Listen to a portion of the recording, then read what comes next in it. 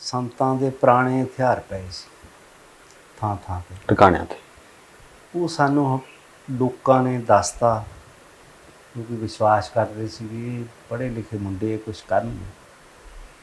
ਉਹ ਅਸਲਾ ਸਾਡੇ ਕੋਲੇ ਸੀ ਕਾਫੀ।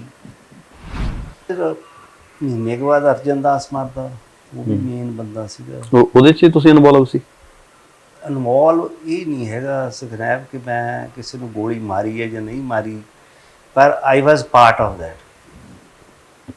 ਮਤਲਬ ਕਿ ਅਸੀਂ ਇੱਕ ਸਾਡੀ ਸਾਂਝ ਸੀ ਵੀ ਆਹ ਕੰਮ ਕਰਦੇ ਨਾ ਤਾਂ ਦੂਜਿਆਂ ਦੇ ਆਉਂਦੇ, ਪਰ ਐਸ ਸੱਚ ਲਲਿਤ ਮਾਕਨ ਵਾਜ਼ ਨੰਬਰ 1। ਉਹਨੇ ਸਾਊਥ ਦਿੱਲੀ 'ਚ ਜਿੱਦੇ ਹੋਏ ਹੈਗੇ ਆ ਵਾਇਲੈਂਸ ਹੋਈ, ਹੀ ਵਾਜ਼ ਦਾ ਮਾਸਟਰਮਾਈਂਡ। ਓਕੇ।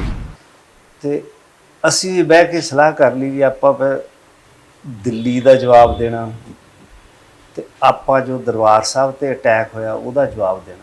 ਉਹ ਰੱਬ ਨੇ ਸੁਣ ਵੀ ਲਈ। ਸਿੱਖ ਸਟੂਡੈਂਟ ਫੈਡਰੇਸ਼ਨ ਚੱਲਣ ਦੋ ਜੋ ਮੈਂ ਚੱਲਦੀ ਆ, ਉਹ ਕਰਨ ਦੇ, ਉਹ ਬਾਅਦ 'ਚ ਉਹਦੇ ਵੱਲ ਆਪਣਾ ਦੇਖਾਂਗੇ। ਪਹਿਲੇ ਆਪਾਂ ਮੋਰੇਲ ਚੱਕੀਏ, ਕਿਉਂਕਿ ਜਿੰਨੇ ਵੀ ਕਤਲ ਸਾਡੇ ਤੇ ਲੱਗੇ ਆ ਜਾਂ ਕਿਵੇਂ ਆ, ਉੱਥੇ ਕਿਤੇ ਵੀ ਕਿਸੇ ਨੇ ਜ਼ਿੰਮੇਵਾਰੀ ਨਹੀਂ ਲਈ, ਨਾ ਕਿਸੇ ਨੂੰ ਲੈਣ ਦਿੱਤੀ। ਨਿਜਵਾਦ ਦੀ ਭੁੱਖ ਬਹੁਤ ਆ। ਉਹ ਹਰ ਕੋਈ ਚਾਹੁੰਦਾ, ਉਦੋਂ ਸੰਤਾਂ ਦਾ ਜ਼ੋਰ ਸੀਗਾ ਤਾਂ ਹਰ ਕੋਈ ਸੰਤਾਂ ਨੂੰ ਮੱਥਾ ਟੇਕਦਾ ਸੀ, ਪਰ ਕੋਈ ਡੇਅਰ ਨਹੀਂ ਸੀ ਕਰਦਾ ਕਿ ਜੋ ਅਸੀਂ ਬਾਅਦ ਸਟੱਡੀ ਕੀਤਾ ਕਿ ਆਪਾਂ ਨੂੰ ਕਿਸ ਤਰ੍ਹਾਂ ਜਿਹੜੀ ਆਪਣੀ ਪੋਲੀਟਿਕਸ ਆ ਚਲਾਉਣੀ ਚਾਹੀਦੀ ਹੈ। ਅਤੇ ਮੇਰੇ ਮਗਰ ਇਹਨਾਂ ਦੀ ਪੁਲਿਸ ਦੀ ਜੀਪ ਲੱਗ ਗਈ। ਮੈਂ ਕੇਸਰੀ ਪੱਗ ਬੰਨੀ ਹੋਈ ਸੀ, ਹਾਕੀ ਦੇ ਇਨਸਿਗਨੀਆ ਵਾਲੀ ਖਾਲਸੇ ਦਾ ਇਨਸਿਗਨੀਆ ਸੀ, ਉਹ ਟੀ-ਸ਼ਰਟ ਪਾਈ ਹੋਈ ਸੀ।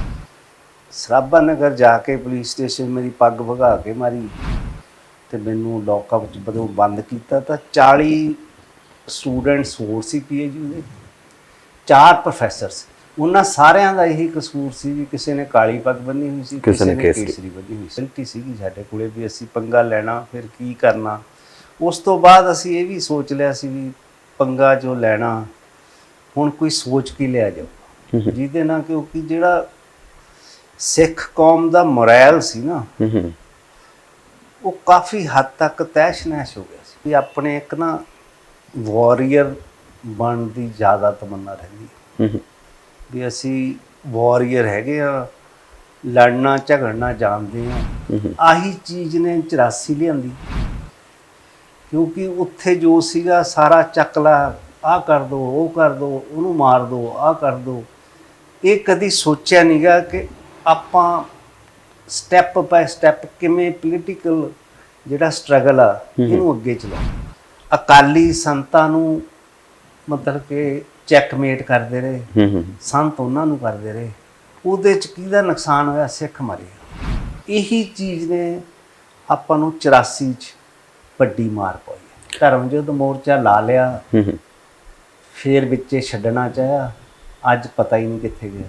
ਇਹਨਾਂ ਨੇ ਏਰੀਆਸ ਵੰਡਤੇ ਸੀ ਨਾ ਕਾਂਗਰਸ ਨੇ ਵੀ ਸੱਜਣ ਕੁਮਾਰ ਐਸ ਏਰੀਆ ਦਾ ਜਿੱਥੋਂ ਉਹ MP ਸੀਗਾ, ਭਗਤ ਜਿਹੜਾ ਈਸਟ ਸੀਗਾ ਦਿੱਲੀ ਦਾ ਉਹ ਸੀਗਾ, ਸੈਂਟਰਲ ਦਿੱਲੀ ਦੇ ਧਰਮਦਾਸ ਸ਼ਾਸਤਰੀ, ਜਗਦੀਸ਼ ਟਾਈਟਲਰ, ਇਹ 5 ਜਣੇ ਸੀ।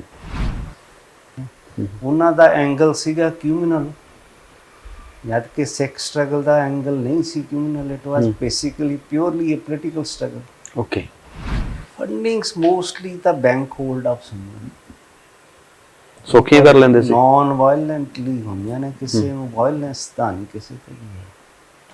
ਮਤਲਬ ਉਸ ਚੀਜ਼ ਦਾ ਸੀਗਾ ਵੀ ਪੜ੍ਹੇ ਲਿਖੇ ਹੋਣ ਕਰਕੇ ਥੋੜ੍ਹਾ ਵੱਲ ਸੀ, ਬਾਕੀ ਜਿਹੜੇ ਸਾਡੇ ਨਾਲ ਬੰਦੇ ਸੀ ਉਹਨਾਂ ਨੂੰ ਵੀ ਕਾਫੀ ਵੱਲ ਸੀਗਾ। ਉਸ ਹਿਸਾਬ ਨਾਲ ਹੀ ਕੁਦਰਤ ਵਸੀਲਾ ਬਣਾਏਗੀ। ਇਹ ਸੀਗਾ ਵੀ ਨਾ ਤਾਂ ਕਦੀ ਫਰੌਤੀ ਕਰਨੀ ਆ, ਨਾ ਇਸ ਕੰਮ 'ਚ ਪੈਣਾ। ਵੀ ਮੇਰੇ ਕੋਲੇ ਠਹਿਰੇ ਹੋਏ ਸੀਗੇ ਰਾਤ, ਉਹ ਫੋਨ ਇੰਟਰਸੈਪਟ ਹੋ ਗਿਆ। ਉਦੋਂ ਮੈਨੂੰ ਇੰਟਰਪੋਲ ਲੱਭ ਰਹੀ ਸੀ, ਇੰਟਰਪੋਲ ਨੇ FBI ਨੂੰ ਵੀ ਕਿਹਾ ਹੋਇਆ ਸੀਗਾ। ਤੁਸੀਂ ਵਾਂਟਡ ਸੀਗੇ ਮਾਕਣ ਵਾਲੇ ਕੇਸ 'ਚ ਜਾਂ ਬਾਕੀ ਸਾਰਿਆਂ 'ਚ ਵੀ?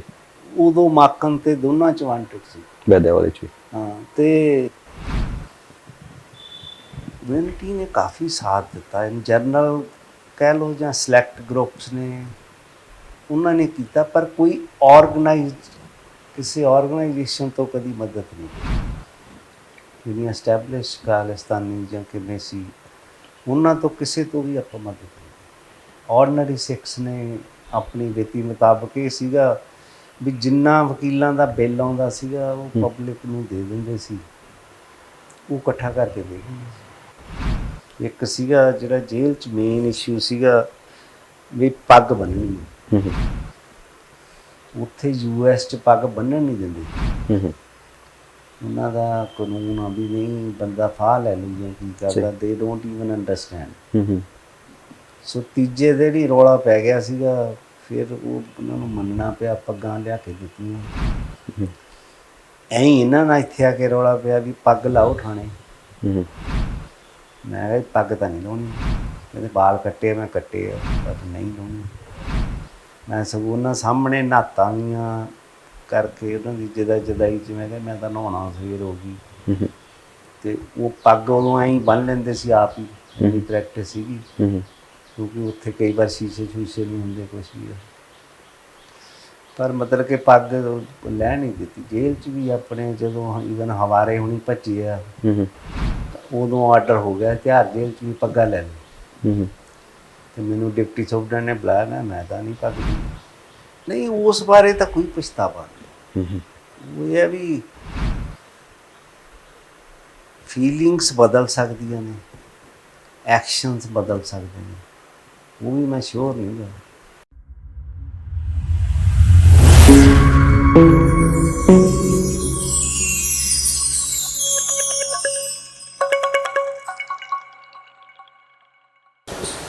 ਪੰਜਾਬੀ ਨਿਊਜ਼ ਆਨਲਾਈਨ ਦੇਖਦੇ ਸਾਰੇ ਦਰਸ਼ਕਾਂ ਦਾ ਸਵਾਗਤ। ਦੋਸਤੋ, ਮੈਂ ਸੁਖਨੈਬ ਸਿੰਘ ਸਿੱਧੂ ਇੱਕ ਖਾਸ ਮੁਲਾਕਾਤ ਦੇ ਨਾਲ ਅੱਜ ਹਾਜ਼ਰ। ਅਨਟੋਲਡ ਸਟੋਰੀਜ਼ ਦੇ ਵਿੱਚ ਅਸੀਂ ਵੱਖਰੀਆਂ ਸ਼ਖਸੀਅਤਾਂ ਦੇ ਨਾਲ ਗੱਲਬਾਤ ਕਰਦੇ ਹਾਂ ਤੇ ਯਤਨ ਵੀ ਸਾਡੇ ਇਹ ਰਹਿੰਦੇ ਕਿ ਕੁਝ ਗੱਲਾਂ ਵੀ ਵੱਖਰੀਆਂ ਹੋਣ। ਗੱਲ ਕਰਦੇ ਹਾਂ ਉਸ ਦੌਰ ਦੀ ਜਿਹਨੂੰ ਸਿੱਖ ਸੰਘਰਸ਼ ਦਾ ਦੌਰ ਕਿਹਾ ਜਾਂਦਾ ਹੈ, ਕਾਲਾ ਦੌਰ ਵੀ ਕਹਿੰਦੇ ਆ, ਅੱਤਵਾਦ ਦਾ ਦੌਰ ਕਹਿੰਦਾ ਕੋਈ ਤੇ ਕਿਸੇ ਨੂੰ ਇਹ ਖੜਕੂਆ। ਉਹਨਾਂ ਵੇਲਿਆਂ ਦੇ ਵਿੱਚ ਬਹੁਤ ਸਾਰੇ ਲੋਕ ਉਸ ਰਾਹ 'ਤੇ ਤੁਰੇ ਜਿਹਦੇ ਬਾਰੇ ਕਿਹਾ ਜਾਂਦਾ ਹੈ ਕਿ ਹੁਣ ਘਰਾਂ ਨੂੰ ਮੁੜਨਾ ਮੁਸ਼ਕਿਲ ਹੈ, ਪਰ ਕੁਝ ਲੋਕ ਮੁੜੇ। ਇਹਦੇ ਪਿੱਛੇ ਕਈ ਕਹਾਣੀ ਮੈਂ ਮੋਟੇ ਦੇ ਹਿਸਾਬ ਨਾਲ ਸੋਚਦਾ ਹਾਂ ਕਿ 3 ਤਰ੍ਹਾਂ ਦੇ ਲੋਕ ਇਸ ਪਾਸੇ ਨੂੰ ਤੁਰੇ। ਇੱਕ ਉਹ ਜਿਹੜੇ ਸਰਕਾਰ ਦੀਆਂ ਚਾਲਾਂ ਸਮਝਦੇ ਸੀ, ਪੜ੍ਹੇ ਲਿਖੇ ਲੋਕ ਸੀ, ਉਹ ਇਸ ਰਾਹ ਦੇ ਉੱਤੇ ਤੁਰੇ। ਦੂਸਰੇ ਉਹ ਜਿਨ੍ਹਾਂ ਨੂੰ ਕਿਸੇ ਵੀ ਗੱਲ ਦੀ ਸਮਝ ਨਹੀਂ ਸੀ, ਉਹ ਦੇਖਾ ਦੇਖੀ ਇਸ ਪਾਸੇ ਨੂੰ ਤੁਰੇ। ਅਤੇ ਤੀਜੇ ਸੀ ਸਮਗਲਰ ਕਿਸਮ ਦੇ ਲੋਕ, ਜਿਹੜੇ ਦੇਖਾ ਦੇਖੀ ਤੁਰੇ। ਉਹਨਾਂ ਦਾ ਕੁਝ ਵੀ ਨਹੀਂ ਵੱਟਿਆ ਗਿਆ। ਉਹਨਾਂ ਨੂੰ ਨਾ ਤਾਂ ਰਾਜਨੀਤਿਕ ਸਮਝ ਸੀ, ਨਾ ਉਹਦੀ ਚੇਤਨਾ ਸੀ। ਉਹ ਕਿਤੇ ਨਾ ਕਿਤੇ ਪੁਲਿਸ ਮੁਕਾਬਲਿਆਂ ਦਾ ਨਿਸ਼ਾਨਾ ਬਣ ਗਏ, ਗੋਲੀਆਂ ਠੰਡੀਆਂ ਹੋ ਗਈਆਂ, ਜਾਨਾਂ ਚਲੀਆਂ ਗਈਆਂ। ਜਿਹੜੇ ਬਹੁਤ ਪੜ੍ਹੇ ਲਿਖੇ ਲੋਕ ਸੀ, ਉਹਨਾਂ ਨੇ ਕਿਤੇ ਨਾ ਕਿਤੇ ਫਿਰ ਇਸ ਸੰਘਰਸ਼ ਨੂੰ ਹੋਰ ਐਂਗਲ ਤੋਂ ਵੀ ਦੇਖਿਆ, ਤਾਂ ਫਿਰ ਉਹਨਾਂ ਦੇ ਵਿਚਾਰ ਸ਼ਾਇਦ ਬਦਲੇ। ਅਤੇ ਤੀਜੀ ਧਿਰ ਜਿਹੜੀ ਲੁਟੇਰਿਆਂ ਦੀ ਸੀ, ਉਹ ਅੱਜ ਵੀ ਸਰਗਰਮ ਹੈ ਅਤੇ ਉਹਨਾਂ ਨੇ ਆਪਣੇ ਤਰੀਕੇ ਨਾਲ ਕੁਛ ਨਾ ਕੁਛ ਇਹੋ ਜਿਹਾ ਵੀ ਕੀਤਾ ਜਿਹਦਾ ਸਿੱਖ ਕੌਮ ਨੂੰ, ਸਮਾਜ ਨੂੰ ਅਤੇ ਮਨੁੱਖਤਾ ਨੂੰ ਨੁਕਸਾਨ ਹੋਇਆ। ਸੋ ਸਾਰੀਆਂ ਗੱਲਾਂ ਜਿਹੜੀਆਂ ਉਹ ਨਾਲ ਚੱਲਦੀਆਂ ਰਹਿਣਗੀਆਂ। ਪਰ ਅੱਜ ਅਸੀਂ ਗੱਲਬਾਤ ਕਰਨੀ ਹੈ ਰਣਜੀਤ ਸਿੰਘ ਗਿੱਲ ਹੋਰਾਂ ਨਾਲ। ਰਣਜੀਤ ਸਿੰਘ ਗਿੱਲ, ਕੁੱਕੀ ਗਿੱਲ, ਕਈ ਨਾਮਾਂ ਦੇ ਨਾਲ ਇਹਨਾਂ ਨੂੰ ਜਾਣਿਆ ਜਾਂਦਾ ਹੈ। ਸਿੱਖ ਸੰਘਰਸ਼ ਦੇ ਵਿੱਚ ਬੜਾ ਅਹਿਮ ਰੋਲ ਇਹਨਾਂ ਦਾ ਰਿਹਾ। ਅੱਜ ਕੱਲ੍ਹ ਕੀ ਸੋਚਦੇ ਆ, ਕਿਉਂ ਉਸ ਰਾਹ 'ਤੇ ਪਏ, ਇਹ ਸਾਰੀ ਗੱਲਬਾਤ ਕਰਦੇ। ਹਾਂਜੀ ਗਿੱਲ ਸਾਹਿਬ, ਸਵਾਗਤ। ਸਤਿ ਸ਼੍ਰੀ ਅਕਾਲ ਜੀ। ਸਤਿ ਸ਼੍ਰੀ ਅਕਾਲ। ਸਿੱਖ ਸੰਘਰਸ਼ ਦੀ ਜਦੋਂ ਗੱਲ ਚੱਲਦੀ ਹੈ ਤਾਂ ਬੜਾ ਕੁਝ ਹੋਇਆ, ਬੜਾ ਕੁਝ ਕਹਿਣ ਨੂੰ ਹੈ ਇਹਦੇ ਬਾਰੇ। ਅਤੇ ਤੁਹਾਡਾ ਇਸ ਪਾਸੇ ਰੁਝਾਨ, ਝੁਕਾਅ ਉਹ ਕਿਵੇਂ ਬਣ ਗਿਆ? 84 ਜੂਨ ਤੋਂ ਪਹਿਲੇ ਤਾਂ ਕੋਈ ਝੁਕਾਅ ਨਹੀਂ ਸੀਗਾ। ਉਹ ਸੰਤਾਂ ਬਾਰੇ ਜਾਂ ਜੋ ਚੱਲ ਰਿਹਾ ਸੀ ਉਦੋਂ ਧਰਮ ਯੁੱਧ ਮੋਰਚਾ ਜੀ, ਗੱਲਾਂ ਬੜੀਆਂ ਇੰਟਰਸਟ ਨਾਲ ਸੁਣਦੇ ਸੀ। ਜਦੋਂ ਦਰਬਾਰ ਸਾਹਿਬ 'ਤੇ ਅਟੈਕ ਹੋਇਆ ਉਦੋਂ ਪ੍ਰਸਤੁਤੀ ਨੇ ਇੱਕ ਵਾਰੀ ਹਿੱਟ ਕੀਤਾ। ਯੰਗ ਮਾਈਂਡ ਜਿਹੜੇ ਹੁੰਦੇ ਨੇ ਨਾ, ਦੀਸ ਆਰ ਲਾਈਕ ਡਰਾਈ ਵੁੱਡਸ ਹੁੰਦੇ ਨੇ। ਮੈਂ ਸੁੱਕਿਆ ਦਰਖਤ ਹੁੰਦਾ ਨਾ, ਮਤਲਬ ਕਿ ਬੜੇ ਸੁੱਕੇ ਦਰਖਤ ਹੁੰਦੇ ਆ, ਉਹ ਅੱਗ ਵੀ ਛੇਤੀ ਫੜਦੇ ਆ। ਸਹੀ। ਉਹ ਜਿਹੜਾ ਸੇਕ ਸੀਗਾ ਉਹਨੇ ਇੱਕ ਵਾਰ ਹੰਗਾਰਾ ਜਿਹਾ ਤਾਂ ਦਿੱਤਾ ਵੀ ਆਹ ਕੀ ਹੋ ਗਿਆ। ਉਹਦਾ ਆਨਸਰ ਨਾ ਤਾਂ ਉਦੋਂ ਸੀਗਾ ਨਾ ਅੱਜ ਕਿਸੇ ਕੋਲੇ ਆਨਸਰ, ਵੀ ਉਹ ਕਿਹੜੀਆਂ ਪ੍ਰਸਥਿਤੀਆਂ ਸੀਗੀਆਂ ਜਿਨ੍ਹਾਂ ਨੇ ਇੱਥੋਂ ਤੱਕ ਲਿਆ ਕੇ ਇੱਕ ਡਰਾਸਟਿਕ ਸਟੈਪ ਖੜਾ ਕਰਤਾ। ਐਂਡ ਉਸ ਚੀਜ਼ ਨੇ ਪੰਜਾਬ ਦੇ ਹਾਲਾਤ ਤਾਂ ਬਦਲੇ ਹੀ ਬਦਲੇ ਹੈਗੇ ਆ। ਸਿੱਖ ਸਾਈਕੋਲੋਜੀ ਨੂੰ ਇੱਕ ਵਾਰ ਹਿੱਟ ਕੀਤਾ ਸੀ। ਫਿਰ ਉਦੋਂ ਪੜ੍ਹਨ ਨੂੰ ਮਿਲਦਾ ਸੀ ਵੀ 3 IAS ਸੀਨੀਅਰ ਆਫੀਸਰਸ ਨੇ ਛੁੱਟੀ ਲੈ ਲਈ। ਉਹਨਾਂ ਦੇ ਮਨ ਵਿੱਚ ਵੀ ਦੁੱਖ ਜ਼ਾਹਰ ਕਰਨ ਲਈ ਉਹਨਾਂ ਨੇ ਜੀ। ਸਟੈਪ ਚੁੱਕਿਆ। ਐਂਡ ਉਹ ਹਾਈ ਰੈਂਕਿੰਗ ਆਫੀਸਰ ਸੀਗੇ। ਹੋਰ ਵੀ ਲੋਕਾਂ ਵਿੱਚ ਕਈਆਂ ਨੇ ਇਨਾਮ ਵੀ ਮੋੜੇ। ਕੈਪਟਨ ਅਮਰਿੰਦਰ ਸਿੰਘ ਨੇ ਆਪਣੀ ਪਾਰਲੀਮੈਂਟ ਦੀ ਸੀਟ ਛੱਡਤੀ। ਖੁਸ਼ਵੰਤ ਸਿੰਘ ਹੋ ਰਹੇ। ਹਾਂ, ਖੁਸ਼ਵੰਤ ਸਿੰਘ ਹੁਣਾਂ ਨੇ ਮੋੜੇ। ਫਿਰ ਭਗਤ ਪੂਰਨ ਸਿੰਘ ਨੇ ਆਪਣਾ ਨਾਮ ਉਹ ਬਹੁਤ ਵੱਡੀ ਗੱਲ ਸੀ ਉਸ ਵੇਲੇ। ਹਾਂ, ਉਹ ਕਿਉਂਕਿ ਉਹ ਬਿਲਕੁਲ ਹੀ ਪੀਸਫੁਲ ਬੰਦੇ ਸੀ।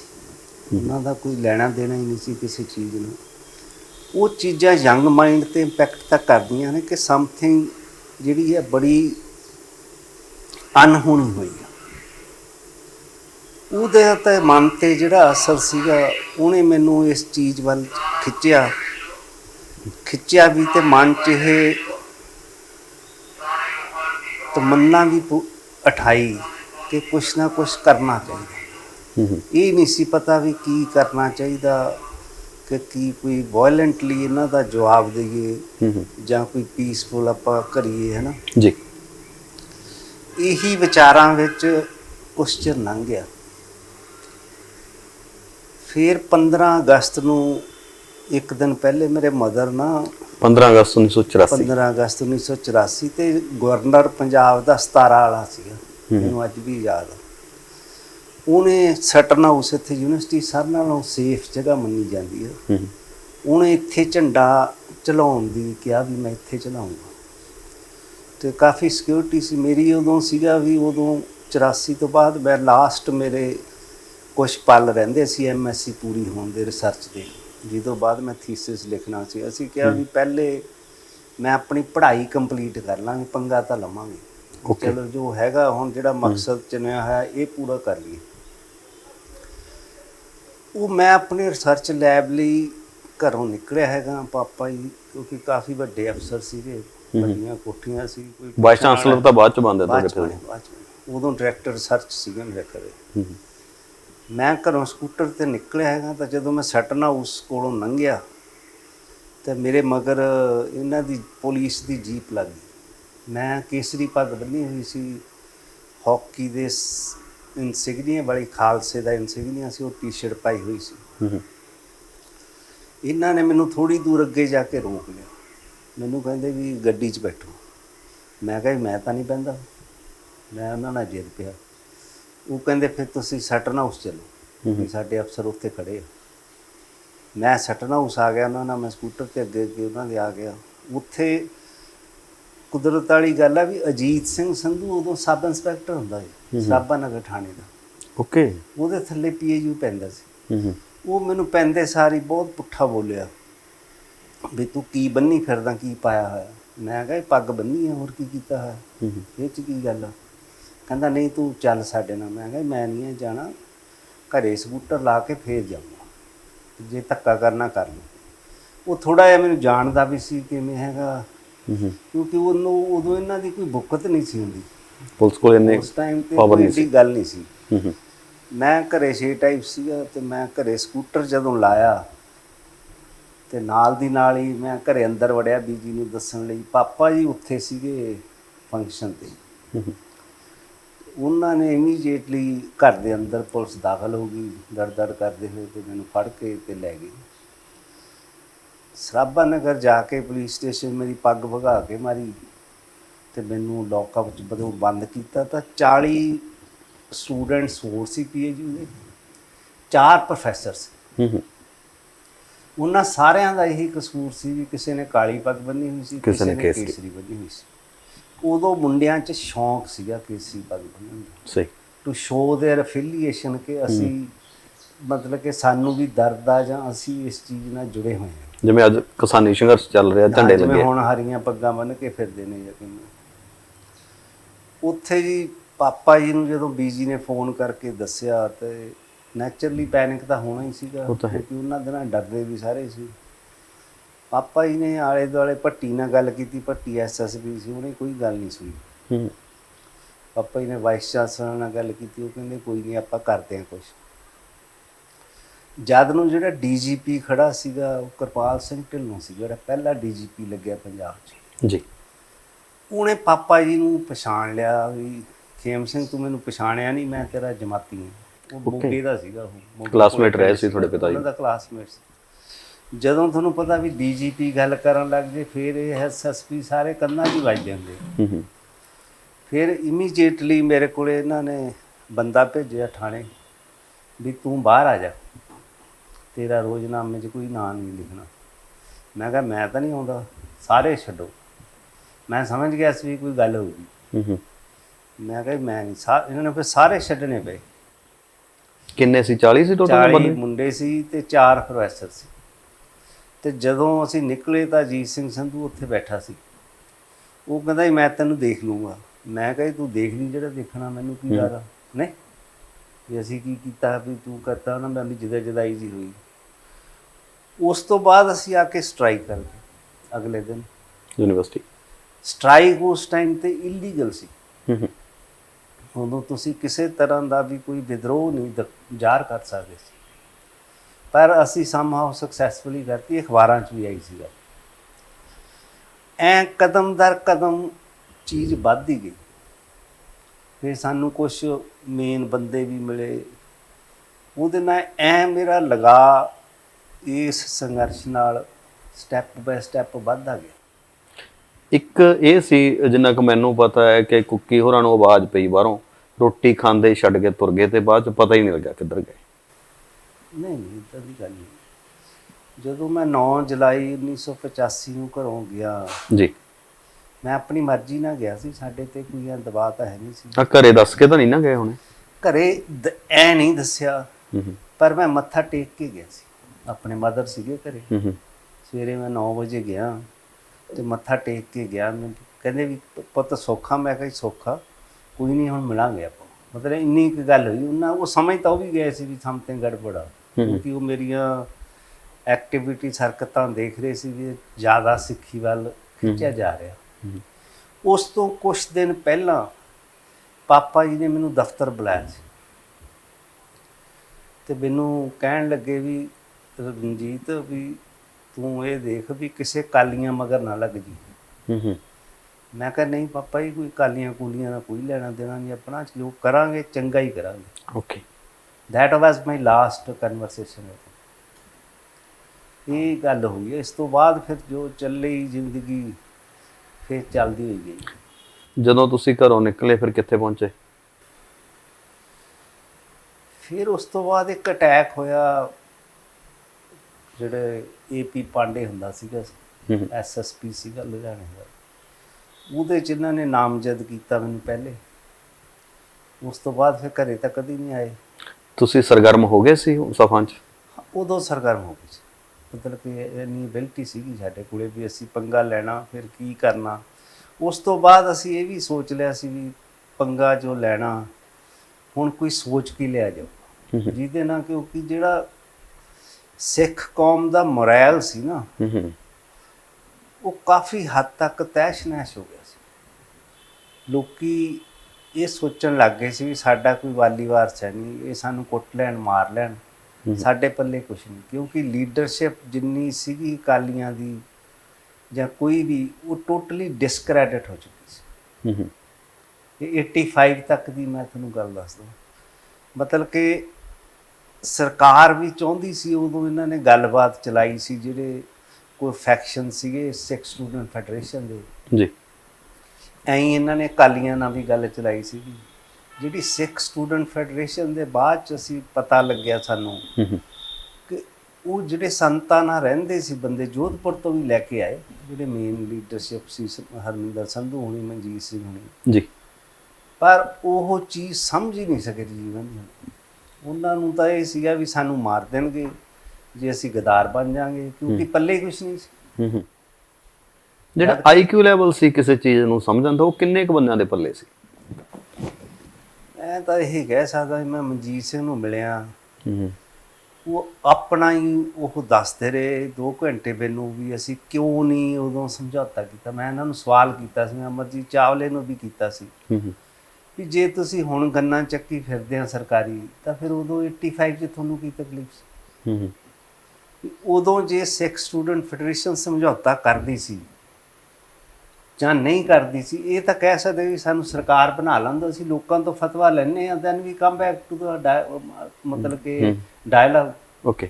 ਅਸਾਮ ਦੀ ਜਿਹੜੀ ਸਟੂਡੈਂਟ ਸੀਗੇ, ਅਸਾਮ ਗੰਨਾ ਪ੍ਰੀਸ਼ਦ ਪ੍ਰਫੁੱਲ ਮਹੰਤਾ ਹੋਣੀ, ਉਹਨਾਂ ਦਾ ਵੀ ਉਦੋਂ ਹੀ ਰੌਲਾ ਚੱਲ ਰਿਹਾ ਸੀ। ਉਹਨਾਂ ਨੇ ਸਮਝੌਤਾ ਕੀਤਾ, ਦੇ ਵੈਂਟ ਬੈਕ ਟੂ ਅਸਾਮ, ਉਹਨਾਂ ਨੇ ਸਰਕਾਰ ਬਣਾਈ। ਅਸਾਮ ਉਸ ਤੋਂ ਬਾਅਦ ਬਹੁਤ ਚਿਰ ਪੀਸਫੁਲ ਰਿਹਾ। ਹੁਣ ਤਾਂ ਸਾਡੇ ਕੋਲ ਵਿਜ਼ਨ ਦੀ ਘਾਟ ਰਹਿ ਗਈ ਫਿਰ ਉੱਥੇ। ਆਪਣੀ ਜਿਹੜੀ ਪ੍ਰੋਬਲਮ ਆ ਨਾ, ਮੈਂ ਕਈ ਵਾਰ ਸੋਚਿਆ ਵੀ ਆਪਣੇ ਇੱਕ ਨਾ ਵਾਰੀਅਰ ਬਣਨ ਦੀ ਜ਼ਿਆਦਾ ਤਮੰਨਾ ਰਹਿੰਦੀ ਹੈ ਵੀ ਅਸੀਂ ਵਾਰੀਅਰ ਹੈਗੇ ਆ, ਲੜਨਾ ਝਗੜਨਾ ਜਾਣਦੇ ਆ। ਆਪਾਂ ਕਦੀ ਵੀ ਜਿਹੜੀ ਐਕੈਡੈਮਿਕ ਸ਼ੋਅ ਆ ਉਹਦੇ ਵੱਲ ਨੂੰ ਵਧਣਾ ਹੀ ਨਹੀਂ ਚਾਹਿਆ। ਆਹੀ ਚੀਜ਼ ਨੇ 84 ਲਿਆਂਦੀ, ਕਿਉਂਕਿ ਉੱਥੇ ਜੋ ਸੀਗਾ ਸਾਰਾ ਚੱਕਲਾ, ਆਹ ਕਰ ਦੋ, ਉਹ ਕਰ ਦੋ, ਉਹਨੂੰ ਮਾਰ ਦੋ, ਆਹ ਕਰ ਦੋ। ਇਹ ਕਦੀ ਸੋਚਿਆ ਨਹੀਂ ਗਾ ਕਿ ਆਪਾਂ ਸਟੈਪ ਬਾਏ ਸਟੈਪ ਕਿਵੇਂ ਪੋਲੀਟੀਕਲ ਜਿਹੜਾ ਸਟਰਗਲ ਆ ਇਹਨੂੰ ਅੱਗੇ ਚਲਾਉਣਾ। ਉਹਨੂੰ it became more of a violent struggle than as a political struggle.